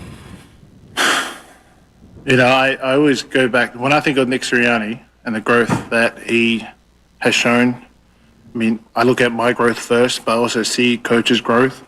And I think about that time, his first press conference, or second press conference, when he talked about the flower. And now I just want to give him his flowers. I mean, he's done a phenomenal job. Phenomenal job building the culture of this locker room. And it's no surprise that he got a, multi-year contract? Does anybody know what it was worth? Not yet. Just want to know. I was just asking, but Multi-millions. But, you know, I'm not surprised. All the scrutiny that he's gotten, and to be able to come back every year and preach the message, but also correct his mistakes and show accountability. He's always me first, then you. And when you have a coach who allows even the players, it's not coaching-led. He says, too, it's not coaching-led, it's player-led. He gives us our space to be able to create that culture as well. And we feed off that. We bounce off each other.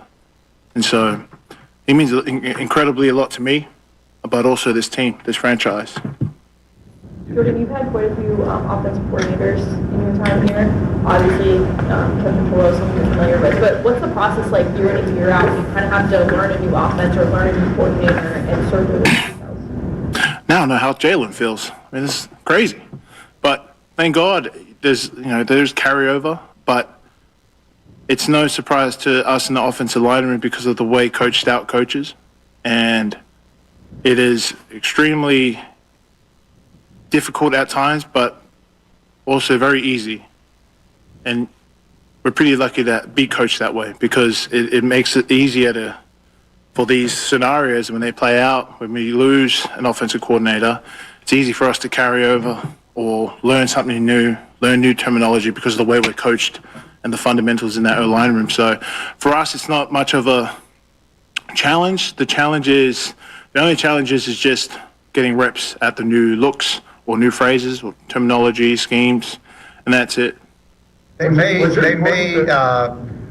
vote on the push play tomorrow. Now we get into the meat and potatoes.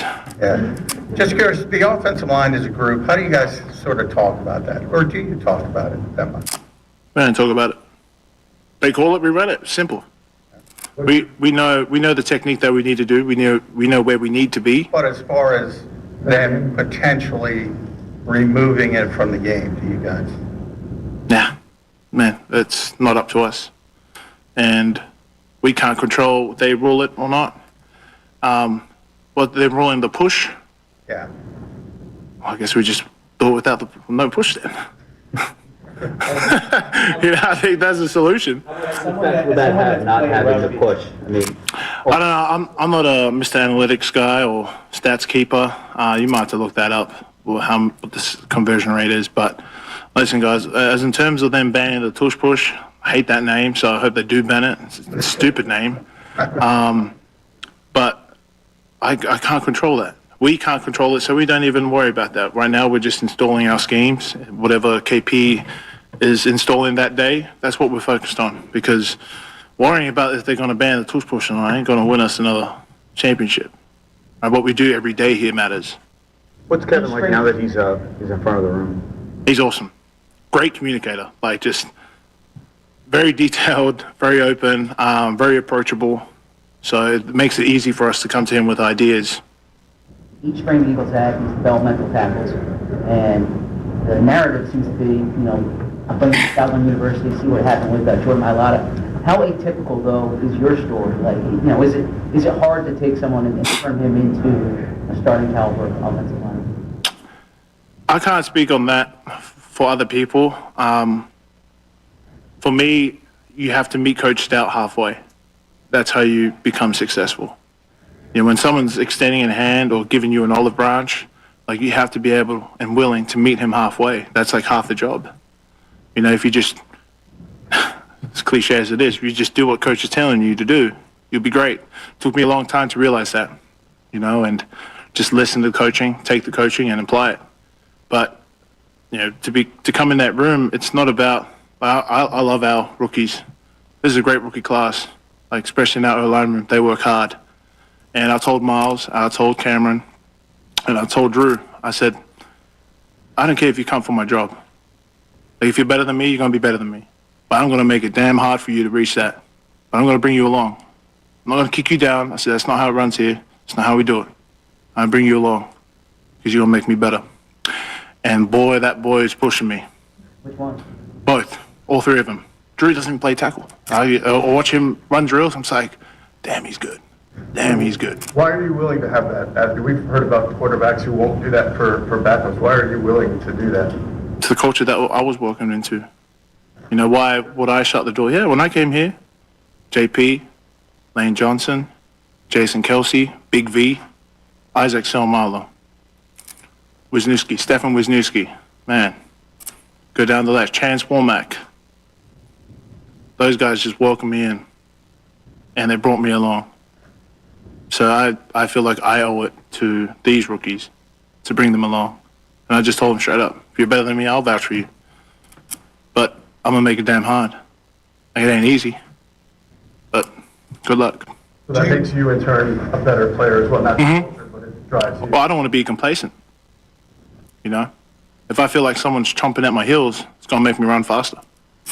What do you like about Miles and Cam from a physical standpoint, pushing you? The effort, the grind. Couple days we had to get on them a little bit.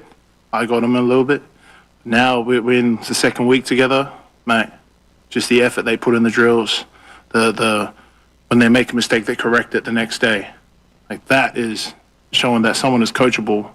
It's not just the physical side. It's can they learn from their mistakes and can they apply it the next day when we're doing that drill. And mate, Miles and Cam are doing a great job. How's the competition at right guard looking? The competition? I didn't realize there was a competition. Okay, so who's got the job? Oh, mate, you tell me. Well, I mean, Beckman's gone. I'm just saying that, you know. So who would fill in now? Asking you, who's been filling? You should ask Howie. That's a Howie question. Well, how do you see that position? It's the same thing. Replacing Mackay, how's that going? That's a big loss, replacing Mackay. So those guys know that. And they know that the opportunity is there. Whoever's going to fill in our right guard. I'm not going to give you guys any who's running with the ones or twos, but these guys know that the opportunity, the door is wide open. Now they have to show us every day. They have to be consistent. And right now, it's a tough competition. What is it like having that stability? It's a tough competition. I know there's competition. I was being an asshole. I'm sorry. By my language. I was being an asshole. I'm just going to tell you straight. I'm not telling you guys anything. If I could kind of follow up with that, what was it like, the stability around all the other spots in the offensive line? I mean, 4 guys, you guys are all pretty much entrenched, and then, be able to work in like a different right guard every year. How is that possible, I guess? Coaching. That's where Stout is like our, what's the term? Golden gun? Silver bullet? I don't know. The American sayings. You have so many. And so, Stout and his coaching is the reason why we're able to, be able to fill in that right guard. Honestly, I feel bad for Lane. Lane does a hell of a job. No one ever talks about that. How many right guards has Lane played next year, and he has stellar performance every year. So, if it wasn't for Stout and Lane being able to adapt and be as great as he is, that is the reason why we're able to fill in that position. From your perspective, what makes that tough to have to play next to a rotating cast of guards? Trying to think of an analogy. I think, for instance, me and Landon, we have about 10,000 reps together. We count our time when we first started together, practice, OTAs, about 10,000. That's a lot of reps. You know the timing, you get the rhythm, you get the feel. That's very important, and I think it shows on the film. When you don't have that synchronicity, the timing's off, the rhythm's off, the feel's off. But for Lane, he's able to adapt. He's able to find that rhythm with that whoever he's playing next to, And it's the same when Landon's not next to me and Steen's in, or Keegan, Trevor. When Trevor's there, that's the same thing. It's it's still good, but that rhythm is the feel, the synchronicity is not as synchronized as me and Landon, so. How did you end up singing Tennessee Whiskey to Stapleton?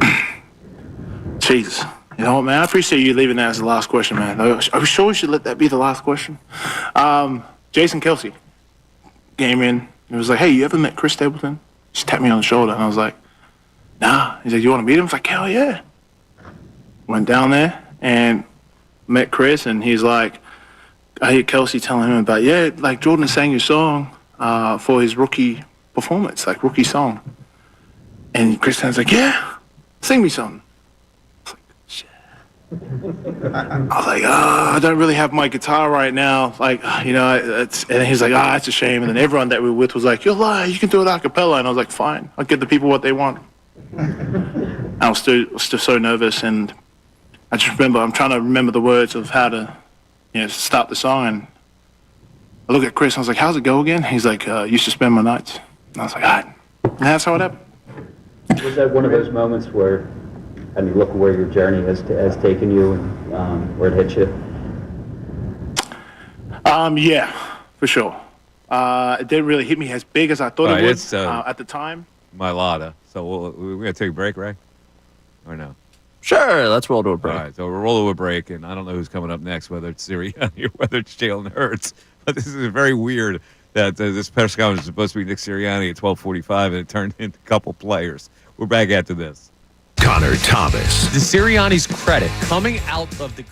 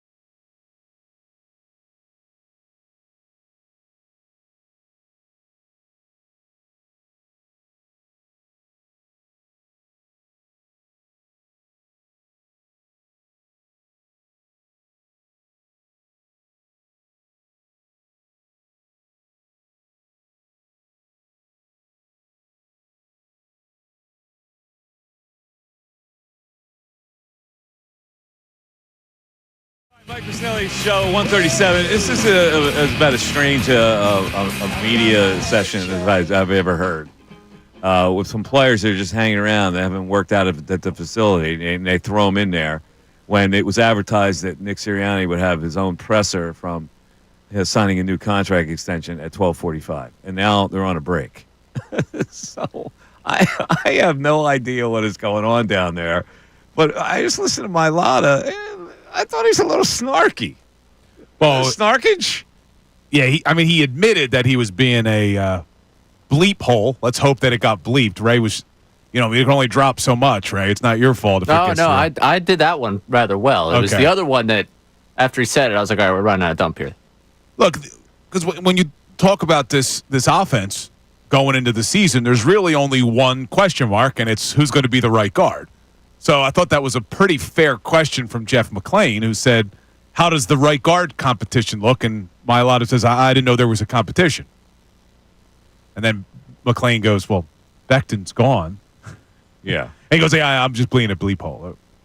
Oh, why?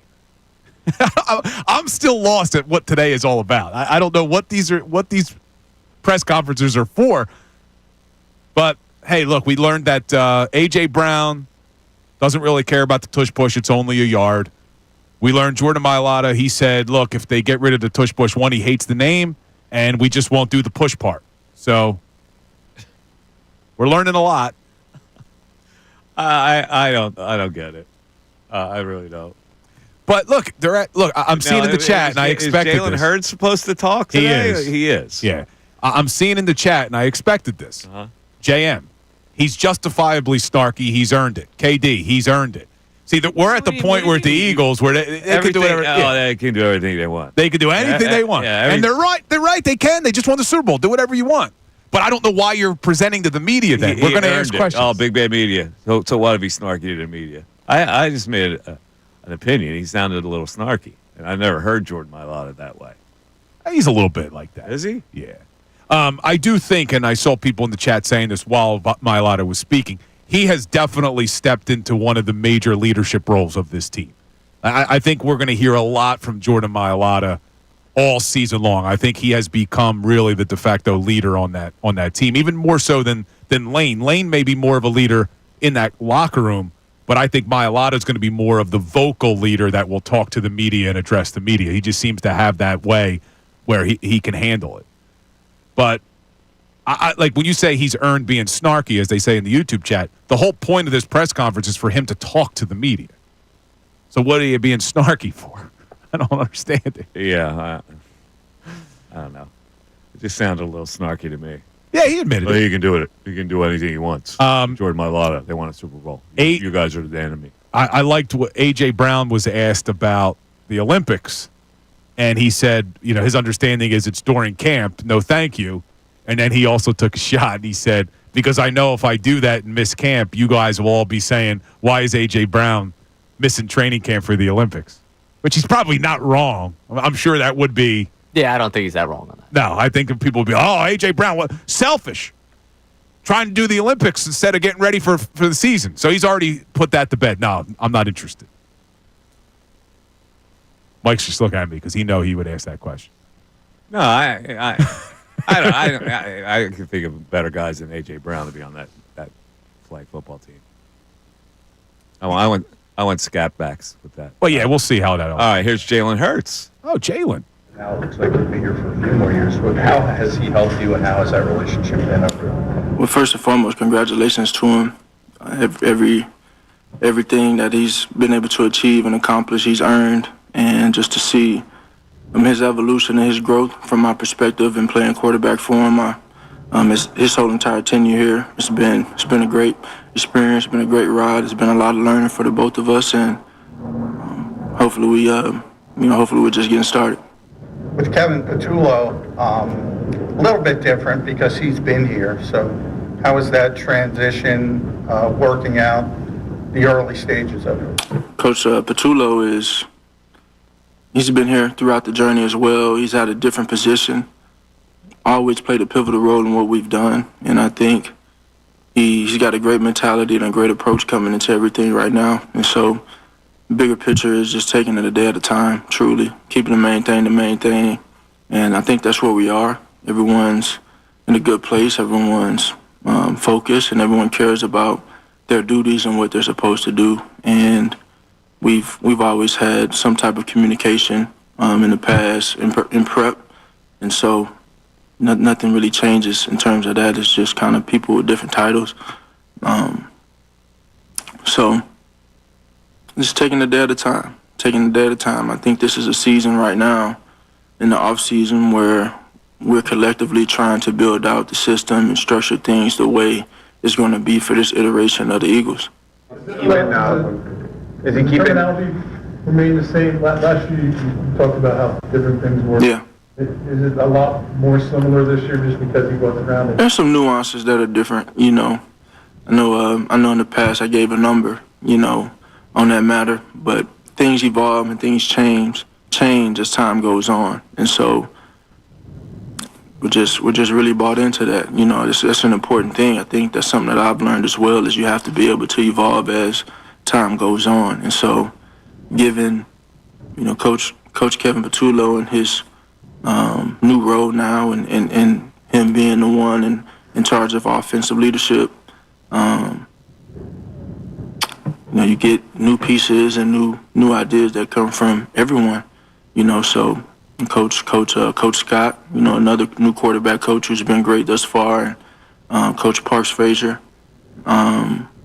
who's been great as well. And so it's still early in the process. It's still early in building this thing that we want it to be. Ultimately, it'll be a collaborative effort, and it'll take everybody just to be on that same page again to see what the iteration of this team will be. Well, that is very important to have a new iteration. I'm sorry? Why is it important to have a new iteration for something that's been so successful and to have new ideas and evolve?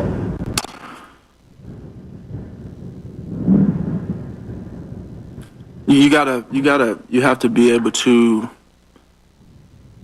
decode, detect, and then correct, and you refine the things that you need to refine. I think the bigger picture, the more important thing is being able to detect what I can improve on and how important it is to improve in that. We can all work hard in something, but not necessarily be working hard on the right things. And so we were able to evolve and add a different dynamic. Obviously, we're having 2-6 back there and what he's able to do, and just kind of complimenting him in the backfield. And then, the ability to pass the ball and be efficient in that when we need to do that. And so right now it's just laying the foundation, trying to figure out what iteration of this team, what this iteration of the team will be. What's it been like working with Leffler? I mean, he has a reputation as someone that's just going junkie, working at all kinds of football, and someone that values, that kind of depth and asking questions. What's that initial relationship been like? It's been good. It's been good. He's made it very clear on he's here to enhance my game and serve and serve as be a point of service in the room. He's very knowledgeable, and I always value someone that can bring new ideas, new point of views, new perspectives to the table, because ultimately I can put it in my toolbox and lean on it when I need to. And so I think it's been great communication thus far. He's very detailed in what he does, and just excited for that journey and what it would look like. What did you was cleanup day, and you said you were still processing the Super Bowl, how you felt, all that went into it. With the benefit of time now, what perspective do you have on what you accomplished? We're here talking media, talking about the 2025 to 26 season. Hey, when you're a spokesman for the Jordan brand, I saw on social media you spent a little time with Michael this offseason, just in either speaking to him or in studying his story. Anything that you can take from that in attempting to repeat? Yeah. Obviously, you only think that those conversations come up, and as competitive as he is, it'd be unwise of me not to seek knowledge from him and lean on someone like that. And so that's something that I value a lot. And the biggest thing is just taking it a day at a time. We have these goals, and you have these big dreams of what you want to accomplish, but ultimately it's a journey. And so take it day by day. Like I said earlier, being able to decode, detect, and correct, and pretty much just refine the things that I need to so I can be at my best when needed. What does it mean for you in the offense that Dallas is coming back? And it's been a big core piece here. You know, when I look back at, you know, just how my tenure here has been, he's been here every step of the way. And so he's always been someone that I've leaned on and had, you know, saw great value in, you know, his willingness to work, spend time, and prepare for the gauntlet to come in the season. So obviously excited to have him, and we're looking forward to what's to come. We saw you here at BG's retirement. Well, why did you make it a point to be here, and what did he mean to you? Yeah, BG was a special player, special leader, special presence. 15 years at his position, and 15 years in general, you know, is unprecedented. But I mean, 15 years is, you know, it's rare. It's rare, and so that's something that I've appreciated, and being able to build with him and, you know, learn from him in many aspects. So he's someone that'll be missed, but his presence will always be felt, and he's a big part of all of our success here, I believe, and in many ways mine. Yeah, there's a vote tomorrow on whether to ban the push. Curious, from your perspective, how vital the push is to the sneak play for you guys. That's what I don't necessarily have a comment on that. It's been a big off-season for you in general. Congratulations, first off, for getting married. But when it's, you know, Met Gala, whatever, things like that, Time Magazine, how do you keep that from keeping you away from the main thing is the main thing, as you always say? The main thing is always the main thing. And so you only know what you see, of course. The routine has always been a routine, whether we plan to February or not. And so, you know, you set goals to try and accomplish those things in that moment and in that month. Ultimately, you know, the process is always ongoing. It's always, you know, how can I get better? How can I improve? And carry it out. So I'm really excited about that. It's been exciting just to be here and be able to spend time with the coaches and get some timing down and get some reps and get some things under our wings so we can just continue to build, you know, that type of rapport we need and figure out what the iteration of this team will be this season. Jalen, how come you didn't go to the White House? Decision to not go to the White House? I wasn't available. I don't think that's pertinent. Everyone who went and was available, they seemed to enjoy themselves. Jalen, has your offseason changed any since you've been named the Super Bowl MVP? Has your offseason changed a little bit, more demands on your time or anything at all? Yeah, well, it's an adjustment period. It's an adjustment period. You know, there are different things that I have to do within the building that have evolved and changed. I think that's just the reality of some of these things. And so it's my discipline and my focus on what the main thing is and stand true to that. Coming back, you have, I mean, obviously you have Saquon Barkley back again. You know, like you mentioned, Dallas is back. You have AJ and Devontae back. How much does that help you going into a shortened offseason like you guys did with obviously getting to the Super Bowl and everything, you know, just being a step ahead when all this starts? Yeah, it helps. It helps, absolutely. You know, I think I look at it from the perspective of there's been, you know, four years, you know, where everyone's been here, Coach Sirianni included, and every team has been different. Every approach, the sequencing, the processing, the flow of the game, they've all looked different. From complementary football to one side of football, one phase of football, from offense, defense, special teams, etc. It's all looked different. And so the more important piece is, regardless of who you have on the team, it's about finding that flow as a team, creating an identity as a team. And that's where we are right now. It's very early. You're laying the foundation, still filtering through things, but obviously, well, you know, the biggest thing is what will this iteration of the team be? And I don't really care how it looks as long as we find ways to win. And so that's the competitive edge and competitive nature that we want to have and that I have. But just, taking it a day at a time with it right now. On that note, Jalen, on that note, AJ had said, they don't know how the offense is going to look because don't know exactly how defense are going to play. Who was that? AJ was saying that every year you guys don't know, obviously going in. The Super Bowl, we saw the emphasis that Kansas City put on stopping Saquon. Obviously, you delivered in that moment. Do you anticipate it similarly being that way, especially early in the season when defenses come at you? And how do you think that's going to affect you in the offense? I think it evolves and it looks different, right? I think in that example that you're giving, they did a pretty good job of stopping the run the first time we played them as well. So sometimes it's